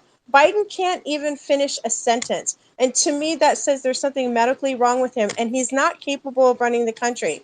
And yes, that should be under a doctor's evaluation to say, you know what, there's something not right with this guy, and that's just common sense. I mean, would you want to put somebody there that doesn't have their, well, there's somebody there that doesn't have their bearings. He doesn't have his bearings, and he shouldn't be there without a cognitive test. And that's just All all my I'm saying is if you believe in the establishment that much and the deep state that much, fine. Kudos to you. But what I fear is a doctor saying Donald Trump is unfit to serve as president because they disagree with his policies. And then the same doctor saying this daughter, who we all know can't even can tie his shoes, Joe Biden, and say, "Oh yeah, he's perfectly fit. He can do anything. He's 100% great." And I just don't trust the doctors enough to give them that authority because I really believe that the doctors would say Donald Trump's not fit and Joe Biden is 100% fit. He's 100% great. And I just don't but trust them. I but don't trust them. we're not talking about Donald Trump right now. He is not in the equation at the moment because Okay, well, well, Joe Biden, I don't trust them. that's I don't another trust topic. them. But he's not in the equation. And yeah, I understand what you're saying. I don't trust the doctors right now either, considering all the lies they've been telling us over the past 2 years with the COVID debacle. But that's another conversation. It's just the plain obvious that No, that's this conversation. he can't formulate a sentence. He can't get up in front of America and give a clear, concise statement. I mean, that's something, there's medically something wrong with Yes, him. yes, you're 100% right. And his doctors, every single one of his doctors, say that he's mentally and physically fit to serve our country as commander in chief. Every single one of them has said that. So yes, That you're right. You're right. You're then they right. all should Like be that's fired. why I don't trust the doctors. I agree with you. He's not. He's not fit to serve our country as commander in chief. But the doctors will say that, and that's why I don't trust them a lick. Okay, cool, cool. Good. I got your opinions. Thank you guys very much. But Incognito's had his hand up, so I'm going to let him speak. Thank you for your patience. All right. Thank you, Jason. Time got a little ahead of us here, but did anybody notice his speech in the Rose Garden? There was an echo. I've never been outside or heard an echo in the Rose Garden. Yeah, it might have been another thing. I feel like, they, from what I hear, there's a studio across the street from the White House that has a whole setup of the office and stuff, the Oval Office and stuff I hear. So it could be something like that, right? Yeah, I mean CGI. I saw somebody posted. Here's CGI. Not blinking is not natural. But then when they had the audience applauding, it was an echo. So I don't know if they overlaid the sound on it or what it was, but it was definitely suspect to me. Yeah, something's not right, and I get where Marr and Garrison are coming from with the cognitive test, but I think that, um, you know, I think it's obvious that this president has issues, and you're right, Garrison. They could say, "Oh, no, he's fit, he's fit." That's where you have to have two or three different doctors from two or three different areas that are not out of the DC swamp that test him and have him checked. I know a conservative doctor that I is a friend of mine that is a very good doctor. I mean, we all know people, but you can't just have one guy that gets to give the all clear in that situation. That that's I'm just saying. So what do you think of that, Incognito? You agree with that? Yeah, I mean, it's tough. So I just relocated from Massachusetts, the People's Socialist Republic, to Florida. And, I have a long stream of health issues. And when I was looking for a doctor, I found a guy that was formerly an army doctor. And I went in and I had my first exam and everything, and he didn't mention the vaccine or anything. And then finally, towards the end, I'm like, "Aren't you even going to ask if I'm vaccinated?" He said no. And I said, "What's your view on it?" And he said, "Well, I'm an employed physician, so I've worked in healthcare since I was 16, and that was just confirmation for me. Not that I needed it from him, but a lot of the doctors that I worked with prior to and in the beginning of COVID, that was kind of their opinion, was this is bullshit, and it's not really what people need. So I think it's going to be a tough time finding a doctor Yeah, my doctor that's never going to asked me say, if I was vaccinated either. yeah, I mean, even my cardiologist didn't ask if I had the vaccine. I'd probably be dead because I have myocarditis already. But it's just good health care is not there, right? These opioids are pushed because I don't know if anybody's ever gotten a survey from the hospital or from a doctor's office after your visit, but insurance companies and Medicare and CMS use it to determine the reimbursement rate. I got rear-ended in New York and taken to the hospital, and they asked what my painkiller of choice was.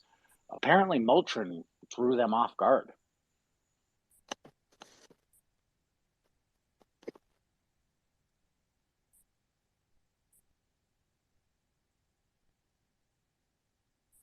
Can you guys hear me? Now we Yes. can. Okay. All right. Cool. Yeah, we had a pause there. Patriot Nellie Mack, you've had your hand up for a while. Go ahead.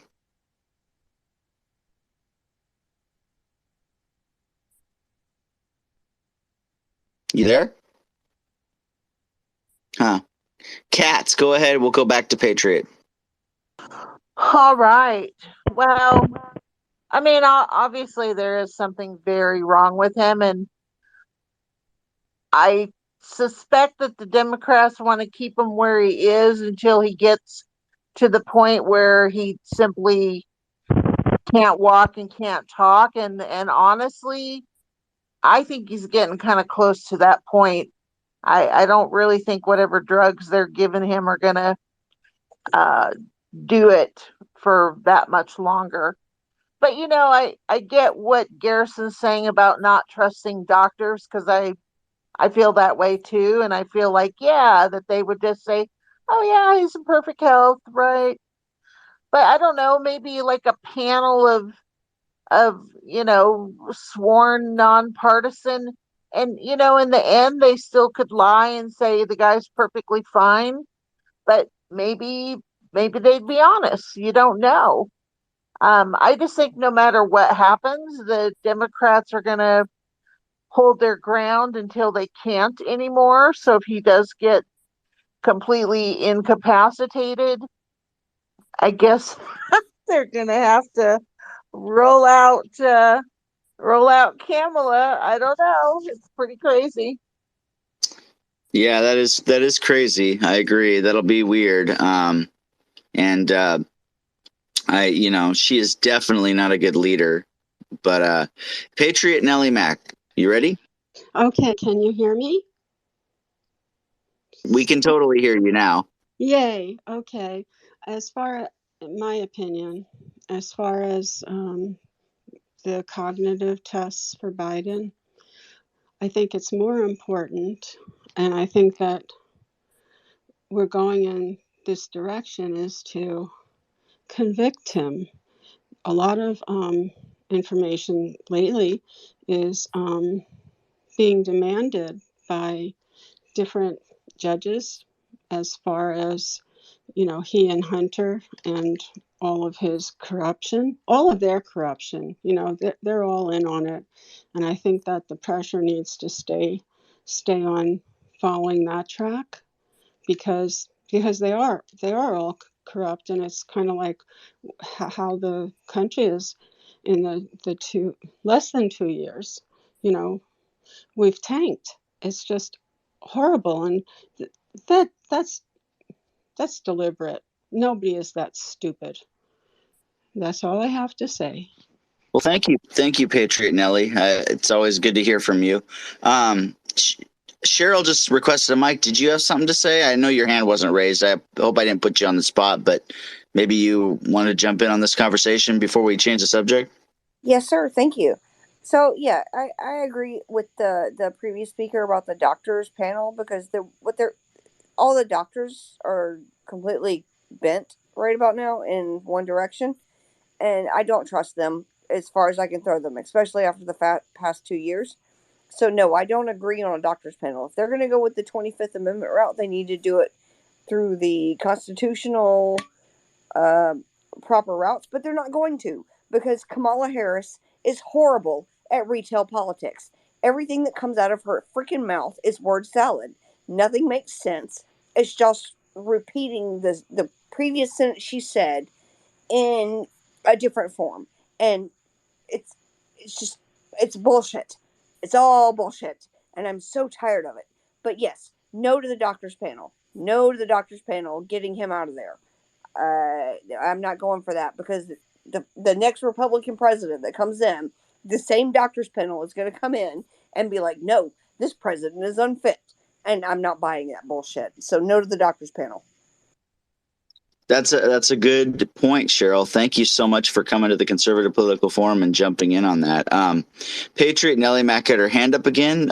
Did you want to say something about this before I go to the next subject? Oh, thank you. But no, I meant to clap for sure. Oh, okay. All right, so let's go to the next subject that I wanted to bring up, because I read it earlier. So Gaycon, once again, I'll need hands. I want your guys' opinion on this, because I feel like this is a call by the left to also be rioting and stuff, and it just seems like they keep doing this, and it's really annoying. So I'm going to go to the article here, and I just want to go over it again. It's a climate activism group. They during the 4th of July, they blocked the interstate around Washington, D.C. on Independence Day. They're planning to shut down the city again to pressure Joe Biden to declare a climate emergency.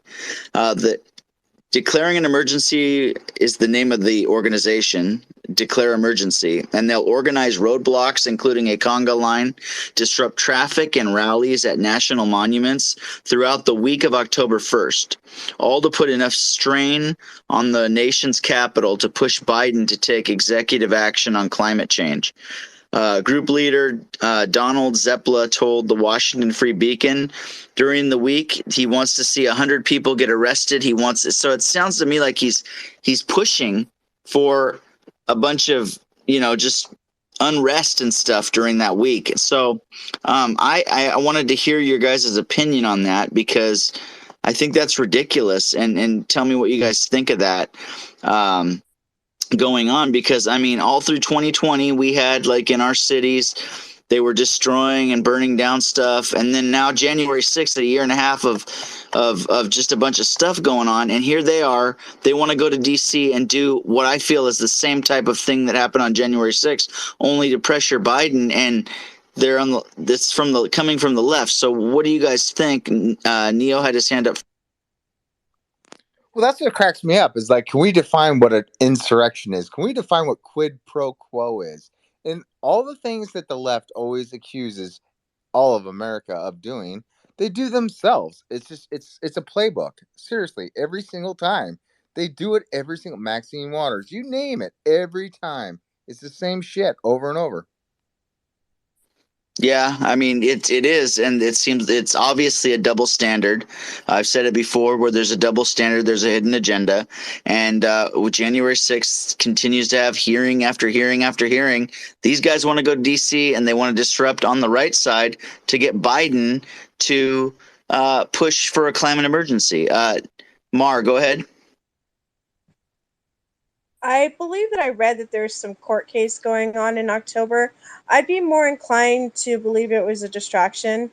I feel like anytime something major like this happens, they're trying to distract us from something that's coming out. And I believe this is one of those times. I have to look up what it is, but I believe there's a couple court cases going on in October, and I believe that's why a lot of that's going to happen is to distract us. Yeah, probably so. I would agree. I mean, that stuff's been going on. It seems like they want to distract from the main points. Cats and then Patriot Nelly Mac. Oh, I'm sorry, Jason. I meant to say something earlier when we were talking about Biden's condition, and kind of the weird way that he looked this afternoon. So I posted a side by side image up in the Hive there with kind of a humorous poll. So if you want to see that side by side picture, supposedly those two images were taken like hours apart, and it's just really bizarre. But yeah, so take a look at the posts and vote on my poll and maybe have one laugh. Thank you. And then also, I want your opinion since you're up in this, about this whole group that's trying to do this activism in October. Cats, can you give me your opinion on that? Well, unfortunately, today I was too busy at work. I saw the article, but I didn't have time to read it. But I don't like the idea of any group, no matter who they are, blocking traffic. Because wasn't there some incident in Seattle? Wasn't it like Black Lives Matter? Somebody they were blocking, maybe even the interstate, and didn't somebody get killed over that? It's just like dangerous, and find some other way to do your silly protests. Yeah, and this is in D.C. and my concern is what happened with January 6th and how that was a huge deal, and here they are saying they're going to block intersections and cause chaos there. So I agree. Patriot Nelly Mac, go ahead. Yeah, there was, replying to Cats, there was a woman that was hit by one of the cars, but it's not like they're just blocking. They're going up to the cars and they're terrorizing people. So it's kind of like, that's really just too bad. But as far as I would like to see, I would really like to see that buses from Texas and from whoever they send down to Florida are up there in Washington, D.C., dropping off their load to mingle with those protesters who won't like it because, the people that are, coming across the border aren't nice people. So that there you have it. I think that could solve part of that problem. Applause, applause. Good job, Kat. All right, Incognito and then Cheryl.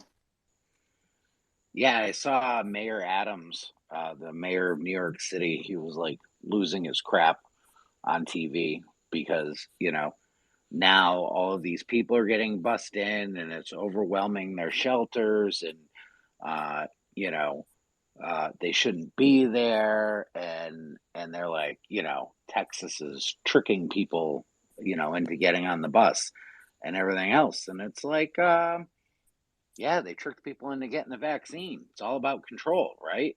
You all want to just have an open border policy because it doesn't affect me. And then somebody turns it around and now it's going to affect you. And they're all losing their minds over it. I mean, all these blue areas that they're sending people into, DC, what's good for the goose is apparently not good for the gander. And it's about time that they feel the pain of it.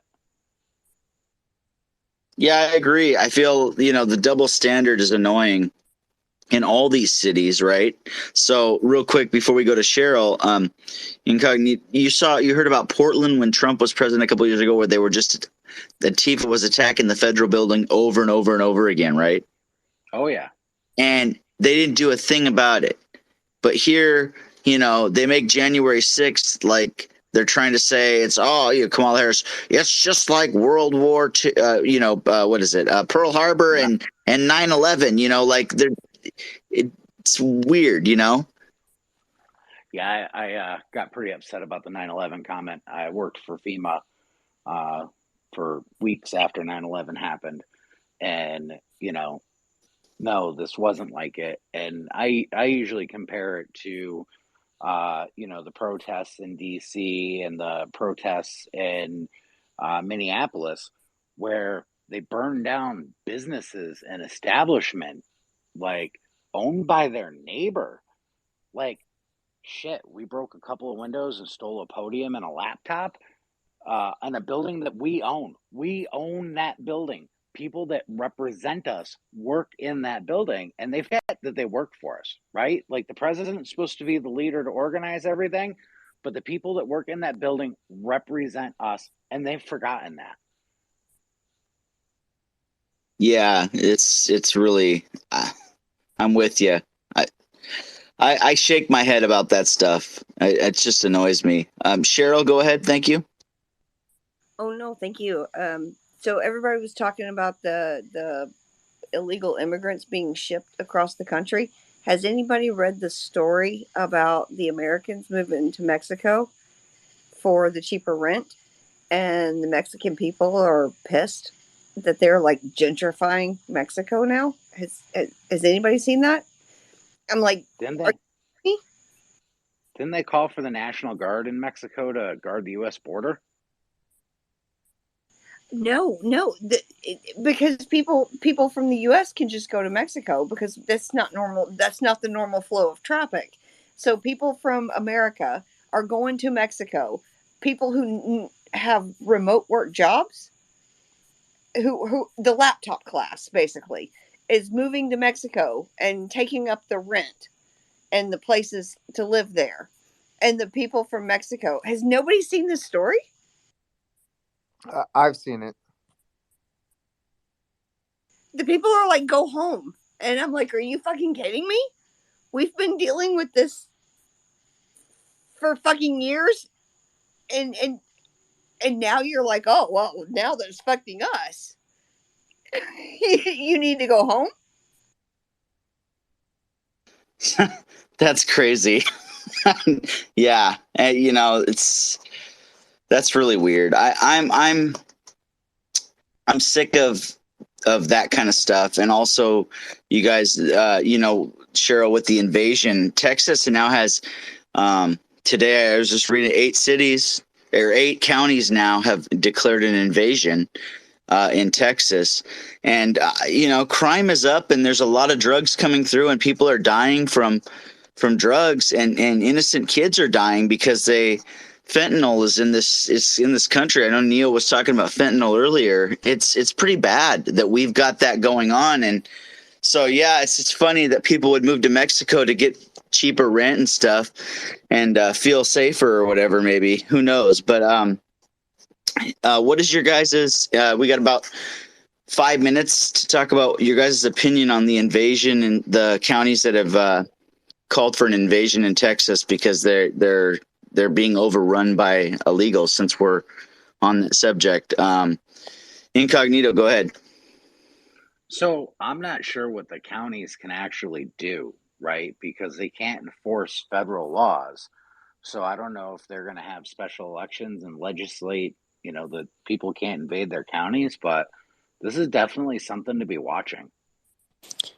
So can I answer the question? Yeah, go for it, Best. Please. So the purpose of declaring an emergency is just like if there was a hurricane in the county would declare an emergency. Usually you don't hear about it because obviously the county does and the state does and then the president also does if it's like a natural disaster like that. So in this case, it's really mostly symbolic to put pressure on the state to do something because the state can do a lot more than the county can. And practically it doesn't do much. I think they do a few dedicate a few more resources to protecting the people from the invasion, but it really is symbolic. All right, let's see what happens. I heard something about them putting up a wall, so maybe that's gonna get funding for putting up a wall down there. You Yeah. know anything about that, Best? So that is one of the things that the state and Abbott is trying to do. Are they serious? I don't have that much trust in that, but they certainly are making an effort to seem like they're doing a lot, putting a lot of money there. And the more counties that declare, the more pressure it is for Abbott to just declare one statewide, and not just throw money at it, but do something.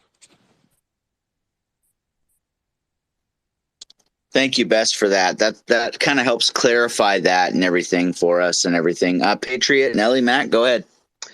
Oh, I was just going to say that's where they have to start. They have to have enough of their counties, and then, the governor will have some chops on them. So that's good. Well, let's see what happens if more counties start doing this. Real quick, Best, do you think more counties besides the 8 that have already done it are going to start declaring an invasion? Well, I was actually relieved to see that the number went up to 8. Remember, there are only so many counties on the border, and then there are only so many counties controlled by Republicans or even sane Democrats. So I don't anticipate so many more, but I don't think this will be the last one. Well, that's good to know. Let's see what happens then. I'd like to see some changes happen with that. Want to say to all of you guys, I am so honored that you are here at the Conservative Political Forum. We have a full another hour to go in our overtime hour, and I would love you to stick around. Thank you guys so much for being here. I cannot thank you enough. It's just an honor to have everybody here. Katz has been with me since almost the beginning. Katz, isn't it a lot different than it was in the first month or two?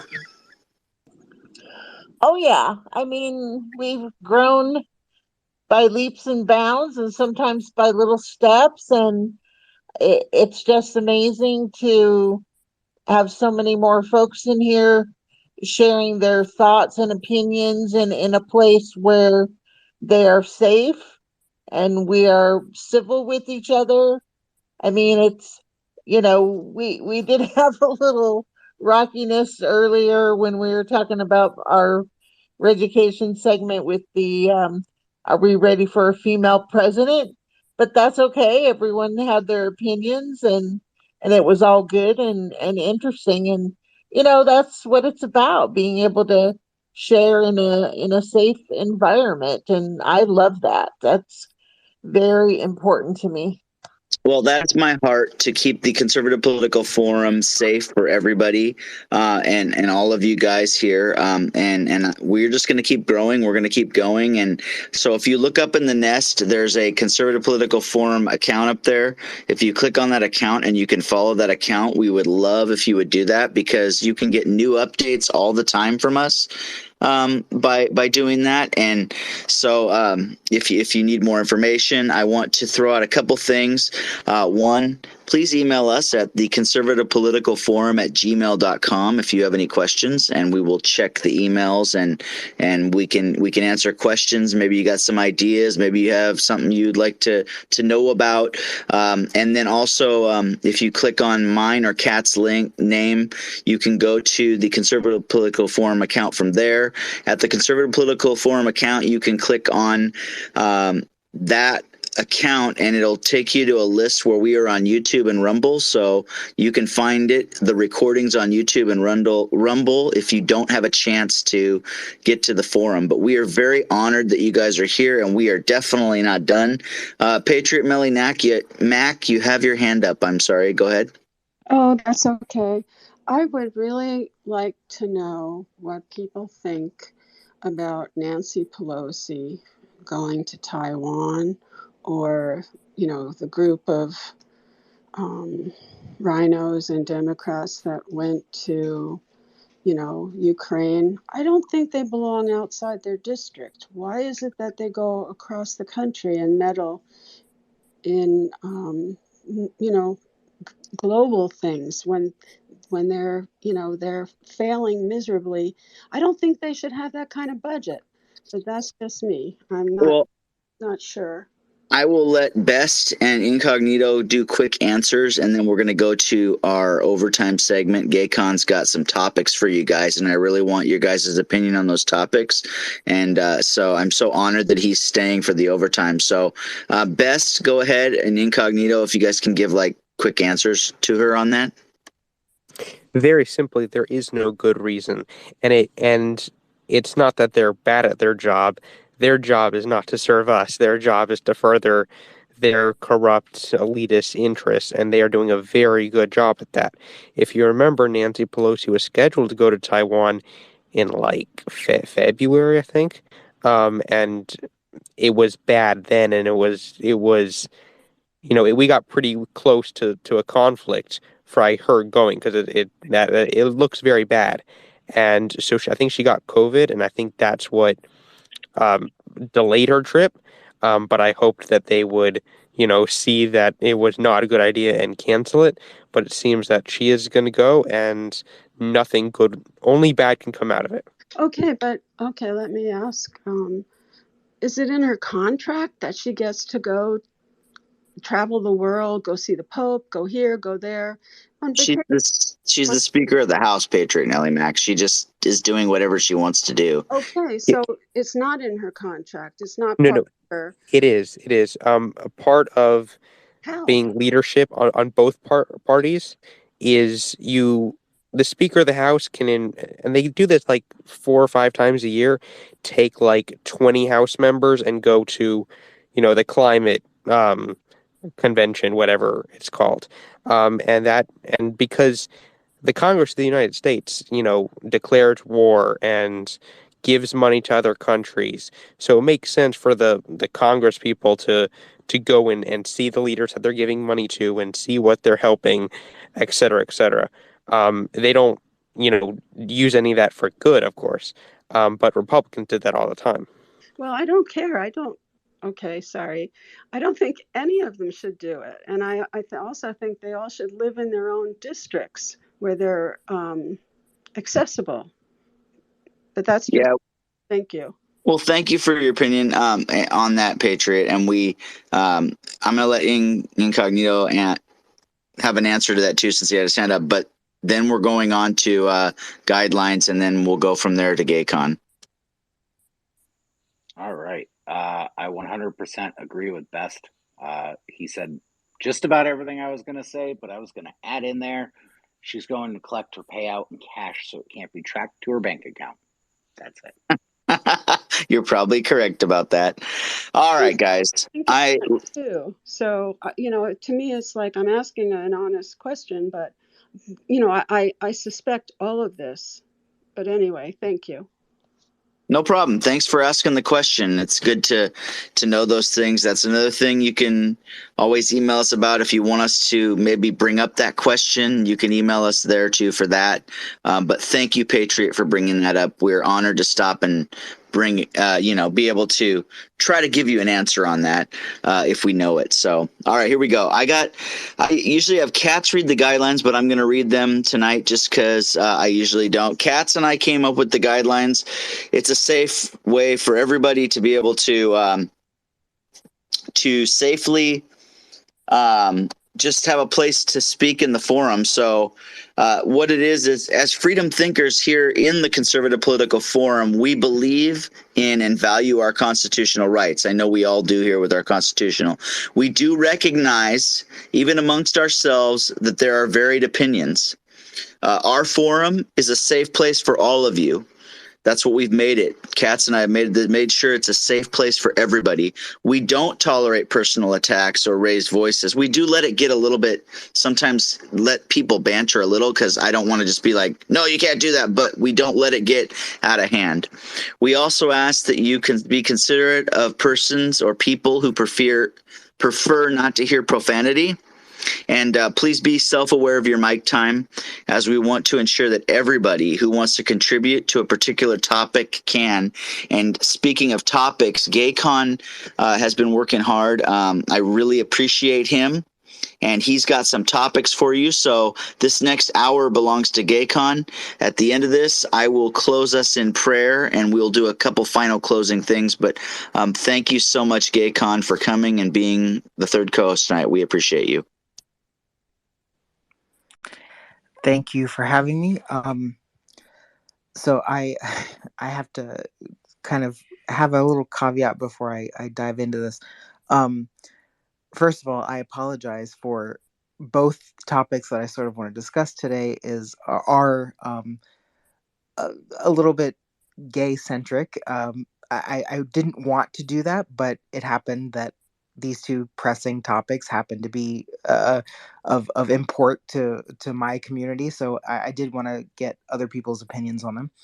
Um, but I also have to say, this first topic that I want to talk about, um, I I work for an organization that does not necessarily see this first topic that I'm going to talk about the same way that I do, and so I just want to make sure that everyone's clear that what I'm saying is my opinion only, and not the opinion of the publication that I work for. So that being said, um, there is a a piece of legislation up in a vote in Congress. It's passed the House. It will be voted for in the Senate this week, I believe, maybe tomorrow. It is called the Respect for Marriage Act, and it is being advertised and billed as a way to legally codify the Obergefell decision. So, in 2005, the Supreme Court, in Obergefell versus, I believe, Hodges was the other name, um, decided that gay marriage was allowable and constitutional in the entire country, and so that sort of uh, allowed for gay marriage to happen in every state. With the new hysteria that has come about after the overturn of Roe versus Wade, uh, people are thinking, okay, maybe Obergefell will be next and will erase gay marriage. So, in order to combat that hysteria, Congress has decided to get off their butts and act. And so, people are saying that this new legislation is a way to write into law um, gay marriage, the right for gays to get married in across the country. So that is not true. So as I've read um, the legislation is not doing what they're claiming that is doing. All the legislation is doing is it is um, basically saying that any marriage that was legally performed in a state has to be acknowledged by any other state and the country. So if the Obergefell decision is overturned in the future, that would mean that the states can, in fact, decide if they want to issue more same sex marriages. So that is, for example, if the state of Mississippi wants to enact a law that in the state of Mississippi, gay marriage is not legal, if the Obergefell decision is overturned, they are allowed to do that. And this law will not have anything to say about that. Um, it is not actually codifying the Obergefell decision, which is what the media wants us to think it is. And so I sort of wanted to open up discussion um, on what anyone has to think about that or has to say about that. Uh, if you agree with gay marriage, if you agree with if you've read anything about this new legislation, but yeah, anything anyone has to say about that. And so I think, well, I guess I'll call him Harold for everyone else's sake, has something to say. You call him Harold, formerly known as Nikki, Gaycon. That works really well. There we go. That does work well. So in practice, what this would do is it would require that every state recognize the marriages of every other state, which you're right, you would still have certain states in which you would not be allowed to get gay married. But like anyone who, lived in, say, North Carolina, if they banned gay marriage, could just drive up to Virginia, get married in Virginia, and their marriage would be legal everywhere. So yes, in a very technical sense, it would not codify Obergefell. In a practical sense, gay marriages would now be legal in all 50 states. You just wouldn't be able to get them in all 50 states. It would be like if we made possession of marijuana legal in all 50 states, but the sale of it was only legal in 40 states, for example, but you could bring the weed back to the other state and consume it there. I don't understand why you have a problem with that. Yes, legally speaking, it is not a strict codification of Obergefell. Is it protecting the right to marriage in this country for people who live in red states? Yes, it is. It's doing exactly that. But is it not the case that in many states you must be a resident of that state in order to apply for and get a marriage license? So if someone were to just move, or if someone were to just, drive to another state and apply for a marriage license, they would have to be a resident of that state, and that would require a lot more than just applying for a license. No, it's not the case. There may be one or two states that require it, but the overwhelming majority of states allow you to get married there regardless of your residency status. And yes, I've actually looked into this. Well, I must admit that is semi-news to me. So I will go to Incognito next, who had his hand up first, I believe. Yeah, I was a resident of the People's Socialist Republic of Massachusetts, and so was my ex-wife. And she was originally from Connecticut, and we drove down to Connecticut to get married. So I know for a fact that you don't have to be a resident of Connecticut to get married in Connecticut. My concern about the new law that's coming out is insurance, right? So, let's say a same-sex couple gets married and one of them works for the state or they both work for the state and they have state insurance. How would that affect it? And how would it affect businesses that aren't on board with same-sex marriage, because it doesn't force them to have equal rights that way?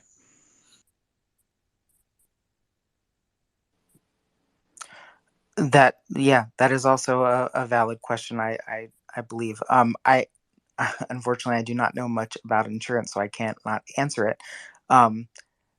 But also, not only insurance, but child custody, things like that might vary from state to state as well, depending on how a state might acknowledge a marriage that was performed in another state that they do not necessarily. There are a lot of issues that this sort of brings up, and there's one other caveat that I sort of want to bring up to this issue, but I wanted to get a first round under our belts first. So I'll go to Cheryl next. Thank you, and I appreciate your concerns, and I understand why you're concerned about this. But as far as other states not recognizing marriages, isn't it like a famous trope that people go to Las Vegas to elope? Aren't those marriages recognized like across the U.S.? If they want them to be. Yeah, I mean, you come home to your home state with the marriage certificate from Las Vegas, and it is what it is. And those are often, I've seen stories about those being often legal, lengthy processes, that you got drunk in Vegas and got married, and now trying to unwind that legal process is a thing. I had another point, but God damn it, I'm drunk and it's late, so I'm going to end there. I just have to jump in right now and say that is like the epitome of Spaces like right there. I had another point, but I'm drunk and it's late, so I'll end it right there. Like that was so perfect, I couldn't help myself. Sorry. I'd love to go next if that's possible, but Yeah, I think you were next, and then I'll go to Robert. fantastic. And I will just say, Cheryl, I was saying that with all appreciation. I may have been making fun of you a little bit, but only because I've heard the same. We have all heard other people do the exact same thing many, many, many, many times. It's like the mantra. I had another point, but I fucking forgot. Sorry for the language. I'm sorry for the language. It's fine. I swear like a sailor, and they don't let me in here. So anybody who does the same thing, I appreciate them.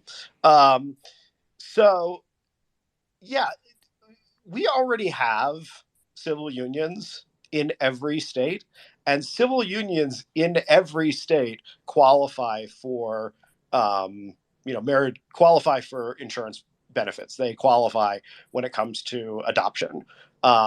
Even in some cases, domestic partnerships. You don't even have to go as far in many states and get a civil union. You can just get a domestic partnership after you've been with somebody for like 2 years, and then you get on their insurance. So there's, even in the reddest of red states, there's not like some inclination that they're going to get rid of all relationships where the people together are two men, to say nothing of the fact that domestic partnerships are not just intended for people who are in romantic relationships. If you are living with your friend for a long time and you are their caregiver or whatever, that is a domestic partnership. And so the states have means of dealing with two people who qualify for each other's insurance regardless of their gender. They have means of dealing with two people who qualify for or share custody of someone regardless of their gender. And so the notion that like this is going to suddenly, I mean, hell, they're doing it right now. They're dealing with these issues right now. It's not going to suddenly become like this impossible thing that they can, oh my god, we can't figure out how to deal with insurance from a marriage that we wouldn't perform in this state, but that we are legally required to recognize for tax purposes and 40 million other things. Yeah, I mean, I get it. I understand the whole, I'm a conservative, I need to be skeptical of things the Democrats are doing, even things I should in principle like. But the bit is a little silly on this one in particular. I apologize. It just is. So and that's why I put the caveat in the beginning of my my employer is all in favor for this. I still have my trepidations, and I have other reasons for doing so, and I will bring them up in just a minute, but I wanted to get other people's opinions uh, first as well. So Robert, please go ahead. Hi. I mean, isn't like it's like a statement, like generally, don't we think that the more control like you take away federally and bring to the state and locally is more so what we want? And what this will bring in is another aspect, another layer of the onion when you peel it off here, and it's people are going to have to then know who is who's the governor, who's going to really sign off on these things. And that's people are gonna have to get involved in another aspect than I guess most people are now, for the regulation of that. But I also see people's view on having that nice blanket law across the board, because strategically, when you look at some things, let's say like in tech, disruptive tech, there's definitely other places that are going to get picked off first before others do, in regards to like a layer of an onion. And um, I can see that as taking away one, and that being a threat to people. So I just I feel bad for them. But people will then have to get more involved with their state. I think it's in Intel can, there's definitely a lot of silver lining, and then on the lighter side of things, to definitely be a little bit of a competition for nicer places to get married at. All right, thank you. I think we have a new speaker, so Ronald, please go ahead. Well, being a long-term conservative, I don't want to sound too cynical, but do you guys think the Congress is doing this out of the goodness of their heart for the benefit of the gay community? I say no. It's being the cynic that I am. All you have to do is check the federal tax code and you find the marriage penalty. By allowing or by codifying gay marriage being okay in all 50 states, it means that the gay couple, when they get married, are then subject to the married tax rate. I'm sure all of you have heard over time the marriage penalty, and that's exactly what it is. It's just increasing revenue for the government based on gay marriage. That's all it is. That's my viewpoint anyway. All right, thank you. I I I I, I tend to agree with you. I am also very cynical, so uh, I take your point in stride.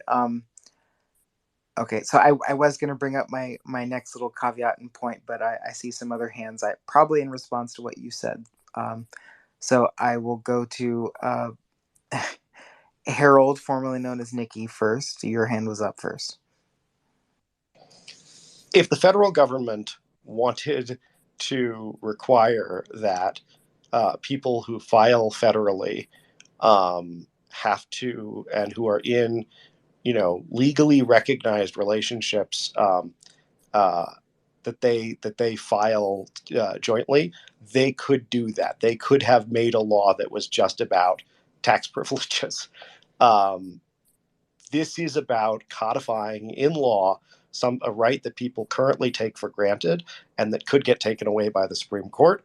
The notion that it's about more than that, or somehow different than that, or somehow sinister, or somehow some kind of conspiracy is a right wing fever dream.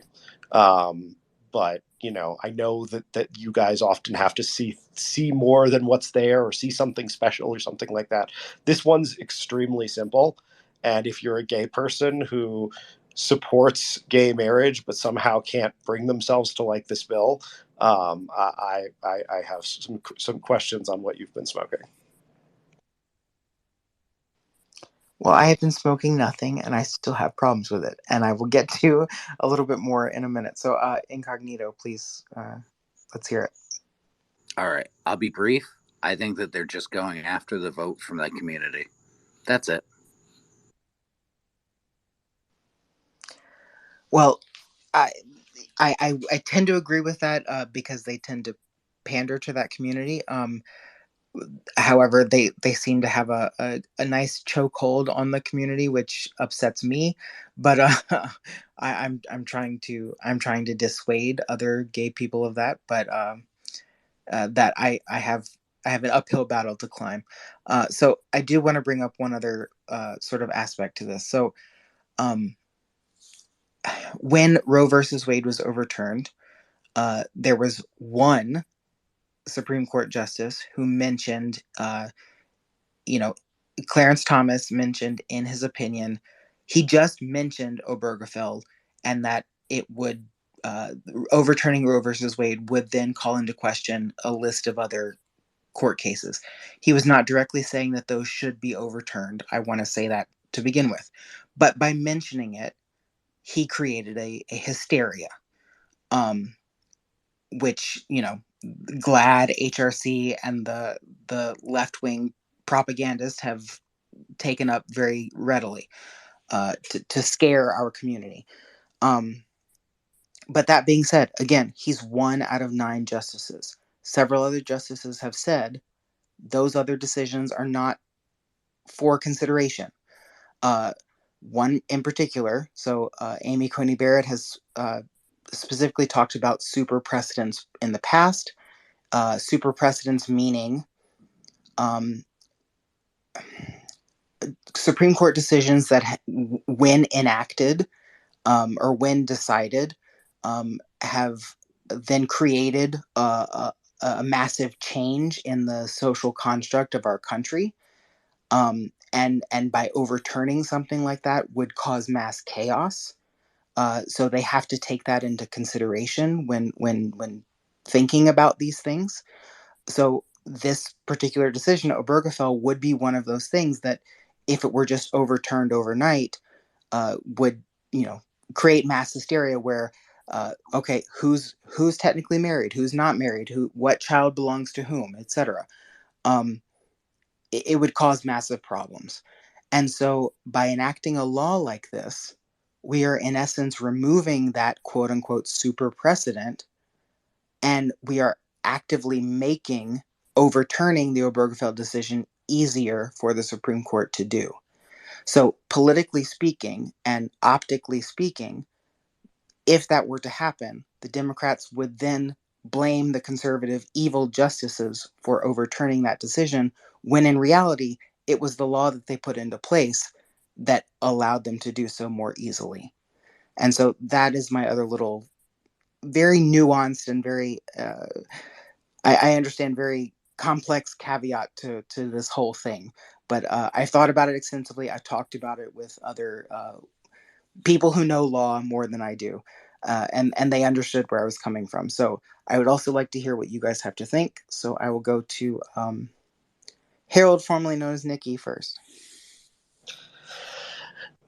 How can I put this? That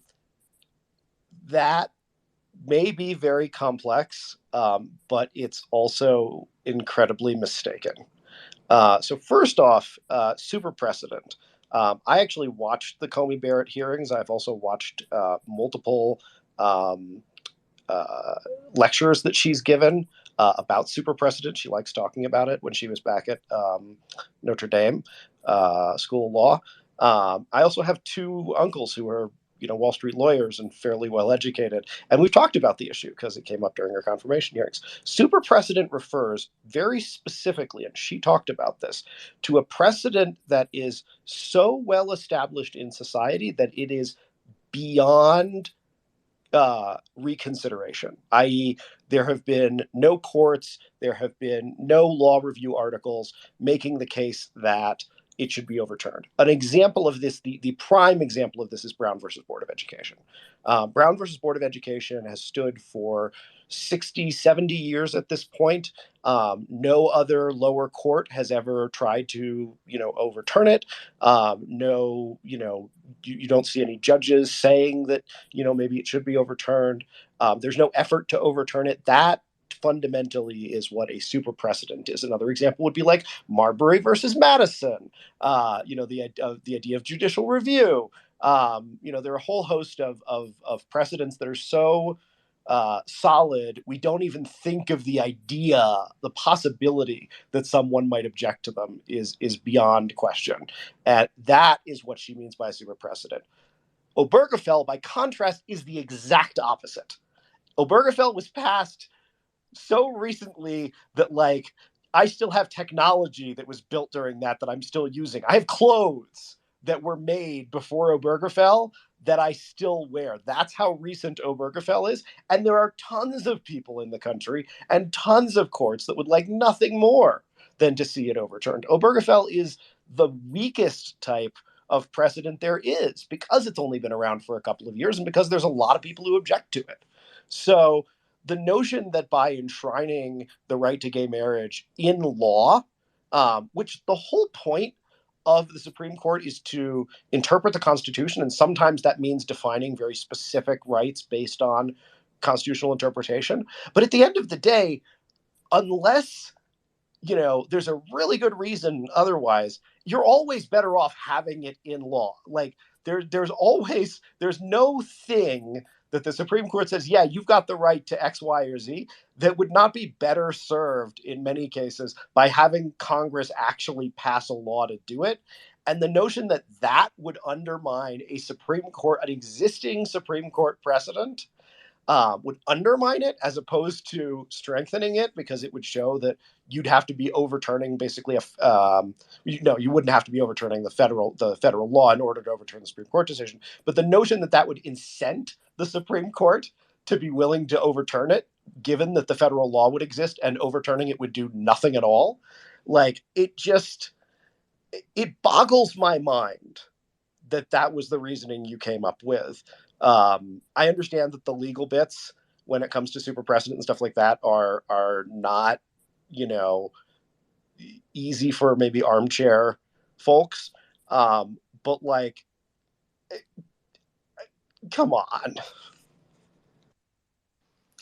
Well, I want to push back on the fact that you in your speech there, you still sort of were in indirectly saying that this new legislation would codify Obergefell, and that is simply not the case. So my huge contention to all of this was, my immediate red flag was that the media and so many politicians were saying that this law was a direct codification of Obergefell, and that is simply not true.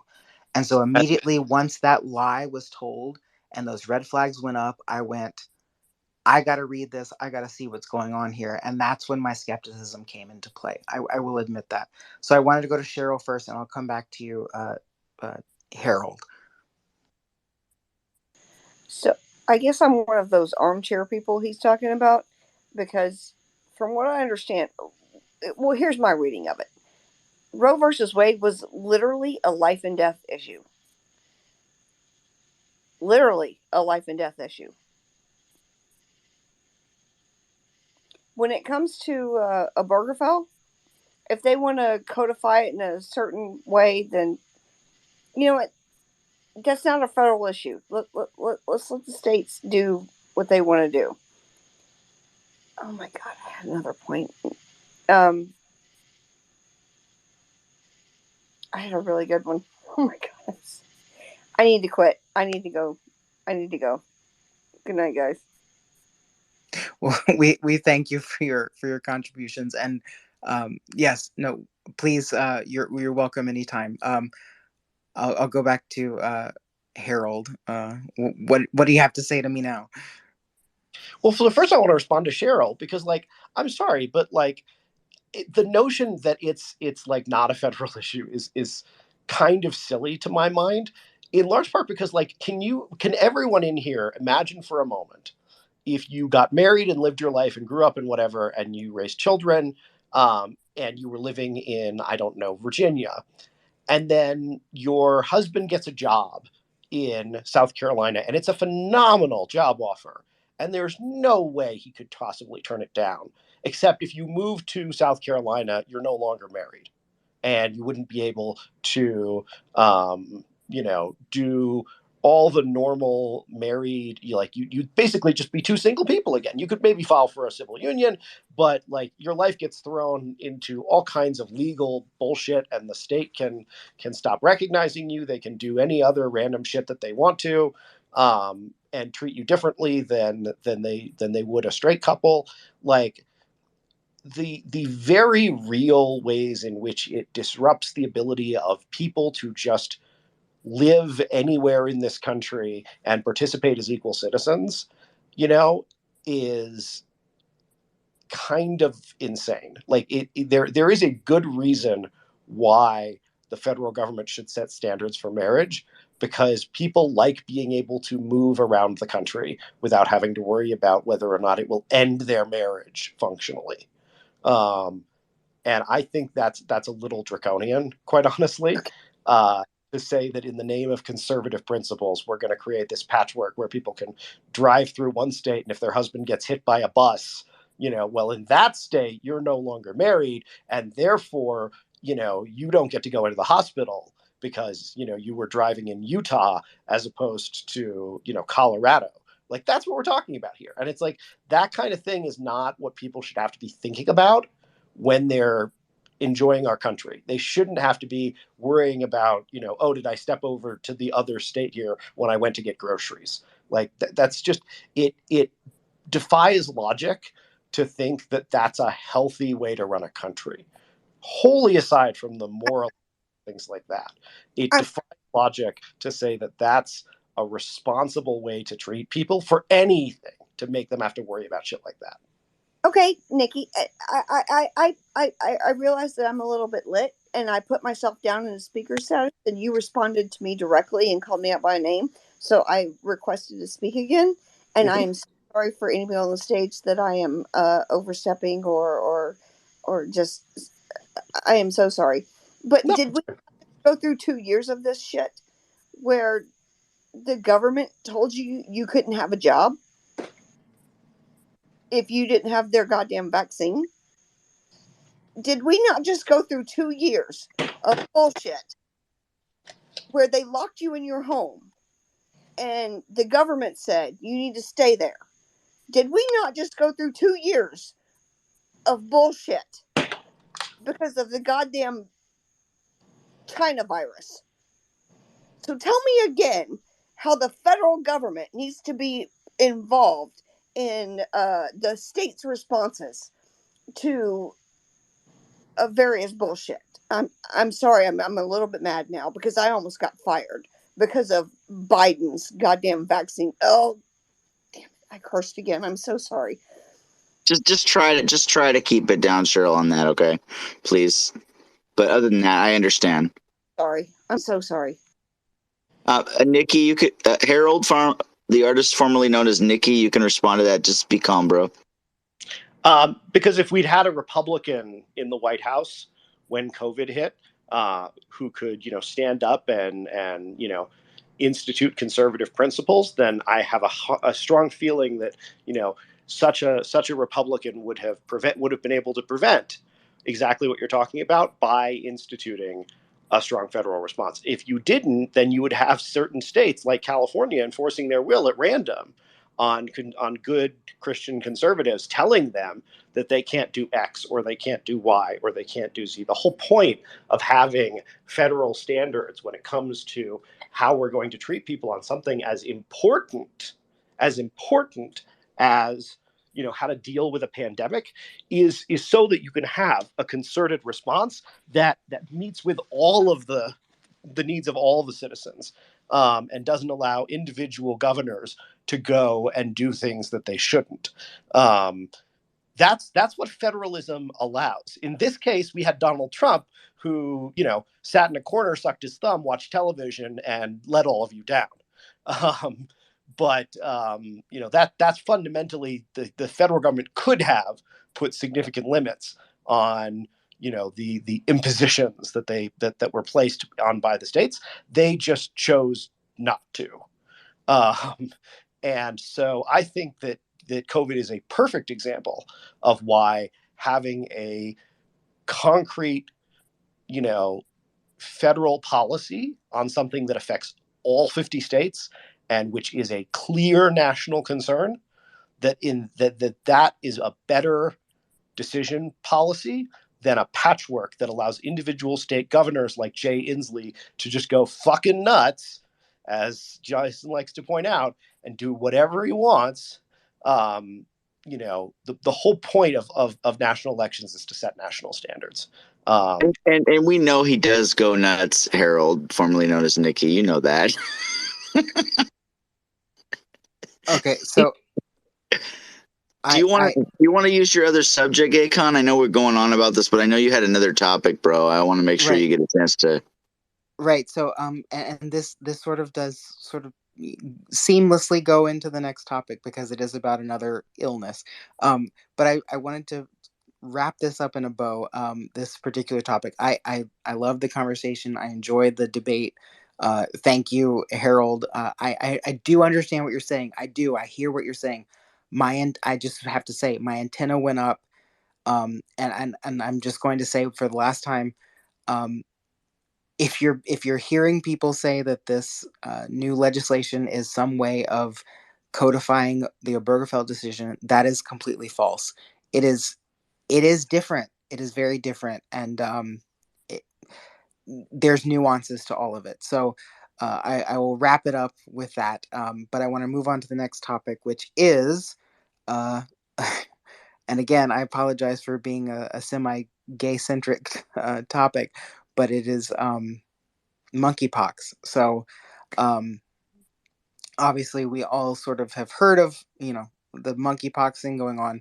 Um, what I do know, and I love that Dr. G is here. He might have some insight on this. Um, what I do know from the medical professionals I've spoken to, um, while this is not a purely sexually transmitted disease or infection, um, that is primarily how it is being transmitted, and it is primarily being transmitted in the gay community. So um, it is now considered from the World Health Organization, oh, what's the term they used? I'm sorry. A global health emergency, yes, because especially in Europe, the infection rates have kind of skyrocketed, and they're starting to rise, obviously, here in the United States, especially in the bigger cities. So, yeah, I sort of wanted to get people's first reactions and first opinions on what they know about the illness and the virus, and what they think about the things that the World Health Organization and maybe even the CDC has said. And so I will go to Harold first because I know he has some insight on this. Well, I also think I'm only the only person in here, I would guess, that is vaccinated against monkeypox, because Of course. as soon as I could, I rushed out there, and it's not because of some. Serious? Yes, and it's not because of some like, oh well, oh, it's the right thing to do or whatever. No, it's that I like having sex. I have a lot of it, and I read two articles, one in the New York Times and one in the Guardian, describing what sounded like no fun in a handbasket in terms of having sores all over your body, lesions in your anal cavity that hurt, like the worst pain people have felt. Like, this sounded three kinds of awful. And yeah, it won't kill you, but like, it's excruciating, and it spreads super easily. It's basically spreads the same way smallpox does. And that means that if you have skin to skin contact with someone who has a sore on their arms or their legs or whatever, then they can get it. You can give it to kids by giving them a hug if you have sores on exposed parts of your body. This has already happened. So I wasn't so worried about like, oh, well, I'm going to get it from anal sex or something like that, from exchanging bodily fluids. No, I was worried I would get it from cuddling. I was worried I would get it from having intimate moments with a couple of guys, and one of them happened to be a huge slut, and then I would suddenly have a really, really, really awful month and hate life for a while. Plus, there's the stigma of it, of like getting it and then like not being able to be around people, and then you're like one of the people that got monkeypox, and people are forgiving, but like I don't want to be one of the people that got monkeypox, kind of thing. So I don't give a shit personally what the CDC says. I don't give a shit what the FDA says. The vaccine's been around for a long time. We use it for smallpox, so it's not like some kind of like newfangled vaccine, like whatever. Like, we've tested it before. We keep it in stores so that if there were to ever be a smallpox, you know, um, thing, that we would be ready for that, because smallpox is really, really bad. Um, but the fact that it's been gone for 30 years means it's pretty unlikely there's going to be another smallpox thing. So I think that, at the end of the day, like, this is just different than COVID. This is a really awful disease that you could totally get if you're actively sexual. And if it has nothing, I could give a shit about the possibility of giving it to other people or stopping the spread or any of that bullshit. I just really don't want to get monkeypox. That sounds like hell. And this will largely prevent that. So that's why I got it. That's why I think other people should get it. And this is the thing, only if you're having a lot of sex. Not even just, and gay sex in particular. If you're straight, if you're a woman who's only sleeping with like straight men, or you're in a monogamous relationship, you have virtually nothing to worry about. You are not going to get this. It is extremely unlikely. But if you're hooking up in bathhouses, if you're having guys over from Grindr, if you're doing whatever Gaycon does on his nights off, like, you should get vaccinated for this, because you do not want to get it. It is not And fun. and most of us in here are probably not doing what you're doing, Harold. So I just want you to know that. I didn't think you were, Jason. I really, honestly did not think you were out sucking dick on the corner every evening. I just didn't get that. Monogamous relationship, okay. And you're straight, I think, if I remember correctly, right? And myself 100%, 200% straight, bro. Yeah. Myself included, I do not do the things that he is mentioning. Thank you, Gaycon, for saying that. I didn't think you did. I don't see you as that kind of person. But Wait, anyway, so I'm going to ask an honest question then. I want you to give me an honest answer, Gaycon. In the last year, how many sexual partners have you had? One. Okay. Yeah, you're probably safe. No, I know that I'm safe. So this brings up a more social aspect that I did want to get into in just a minute, but I would like to get the other people's opinions first before I bring that aspect into the conversation. So I think Mar was first, and then Incognito. Okay, monkeypox. Okay, so I have my opinions of that. I truly believe a couple things. I think that monkeypox is actually a side effect from the shot. And I know that's not going to be a popular belief, but I honestly do. I think that's something they don't want to talk about, and they blow it up as another so-called virus or plague or something to get people panicked about. And I truly believe it stems from that. Because I'd be curious to know how many people that are unvaccinated are getting the monkeypox. And then second of all, I kind of also think that the monkeypox is shingles, because kind of looks like shingles. So that's another thing they're dramatizing. So, and I do think it's all shot related. So that's my opinion of that. And I kind of like, well, I have another opinion. And I'm sorry if this comes out wrong, so I'm going to apologize beforehand. I also kind of believe that this might be a way to stigmatize a certain group of people by saying that. It's just like in the 80s when HIV came out, and they stigmatized that as well and made it a big panic, and people thought they were going to die just from touching another person who had, HIV, and come to find out that it takes a lot to pass that disease from one person to another. But yeah, I just think it's another blown out thing, another blown out uh, side effect is what I really honestly think it is. All right, Incognito, please go ahead. I wholeheartedly agree with Mar. I just wanted to point out that the panel at the WHO voted against calling it a worldwide pandemic, and the ringleader is the only one that came out and said, yep, we're going to call it a worldwide pandemic.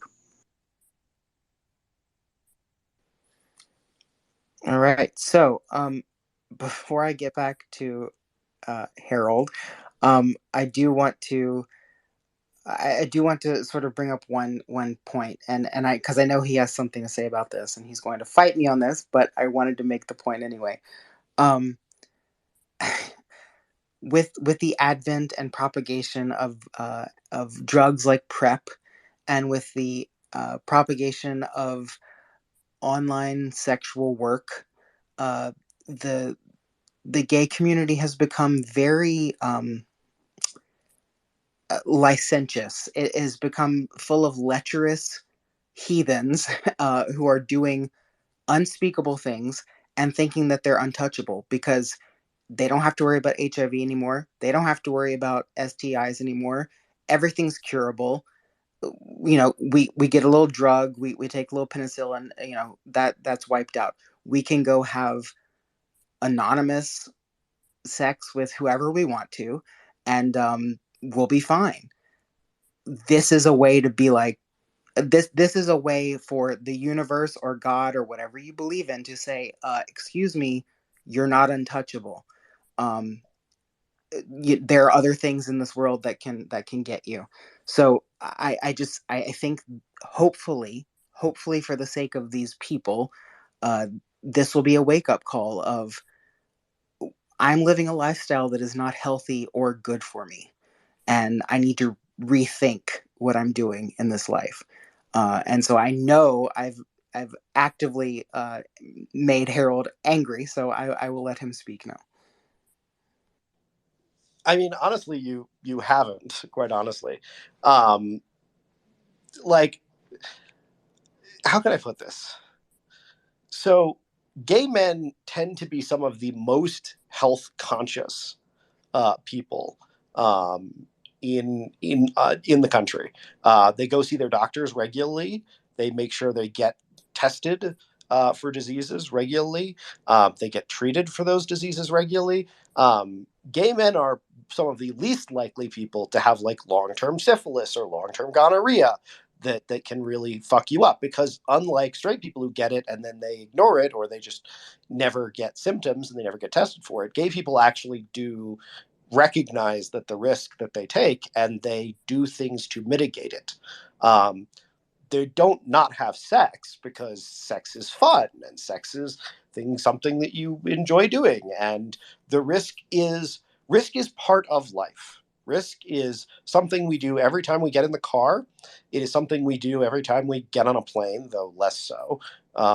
It is something that when you go skydiving or when you do any number of other things, ride a motorcycle, people take risks all the time in life. And if we decided tomorrow that the only things we would do were things that were completely and utterly perfectly safe, life would be a hell of a lot less fun. So I don't think it's a problem that gay men, choose to make certain choices.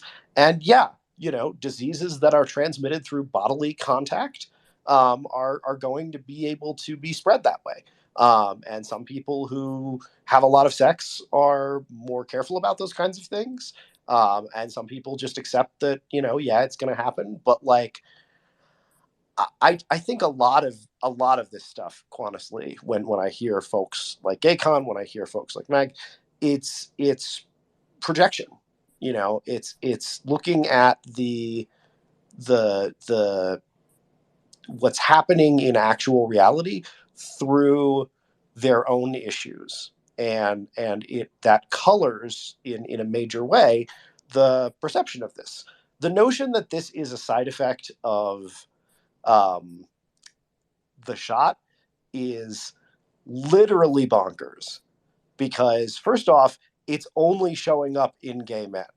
It is not showing up nearly to the same degree in straight women, in straight men, in gay women. Like, there's, if it was just the shot, the shot can't distinguish between whether you have sex with guys or whether you have sex with girls, and so the notion that it would only show up in one case is kind of silly. That's the first reason. The bigger reason is that we discovered monkeypox in the 1950s. We first saw cases of it in the humans in the 1970s, and there was a major US outbreak in 2002, well before there was ever a shot, you know? And yes, we can test the virus in people's bodies and compare it to the one for which we have ample documentation of like what it looks like, what its chemical signature is. So, I understand that it's easy to relate everything back to the paradigm that a person currently lives in, but like if you think that this was related to the shot and not related to the monkeypox virus, I hate to put it this way, but you're cuckoo for Cocoa Puffs.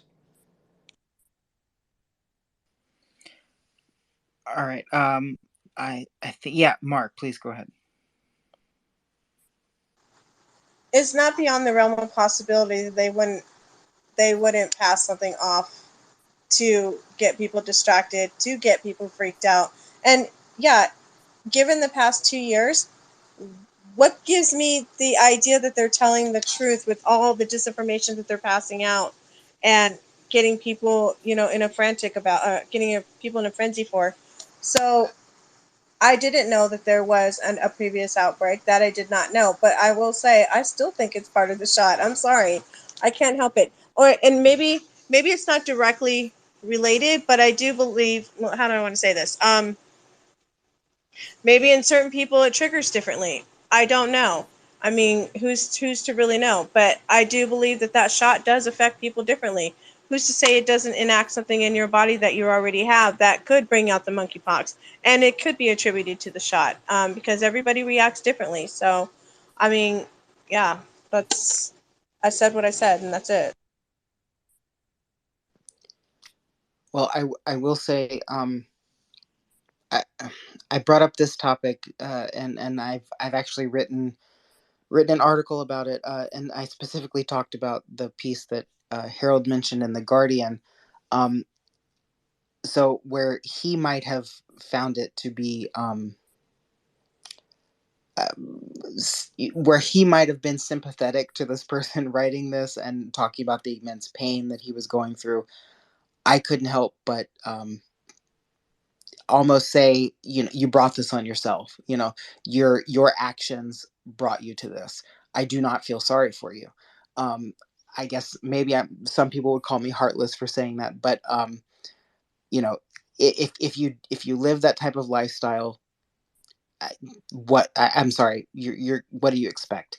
um and I will call out my own, gay conservative brethren, if you will, because I have plenty of friends who consider themselves conservative that I would not call conservative, because they do some of this stuff that is questionable morally. And I don't say anything, but they are what they are. They're more libertarian than they are conservative, in my opinion. So yeah, I know we have to wrap this up, so please, Harold, keep it quick, and we'll wrap up. So I would just say this. Even if you think that the sluts deserve it, and I understand the people who have that opinion, I don't agree with it, but I get where the Christian morality thing is coming from. The people who sleep with the sluts, the kid who's having his first time goes on Grinder, hooks up with somebody who's a little older maybe, and gets HIV or gets monkeypox from their first experimentation. Someone who's just being a very respectful, casual person. Maybe they use condoms. Maybe they've only had a handful of partners, 2, 3, 4, whatever, and they get it because it turns out it's transmitted by your skin, not by your fluids. Um, there are going to be super spreaders in this. There are going to be people who are having tons of sex and spreading it to a ton of people. You can feel however you want about those people. The people that I feel really, really bad for, and I say this because I know people like this. I know people who got AIDS the first time they had sex, when they were in high school. Like, that's who I feel bad for with this, is all the people who are going to go through this from having what any reasonable straight guy in high school or college would consider to be a responsible number of sexual partners. And if a gay guy is behaving the same way as a straight guy is and he gets this, I don't think it's his fault.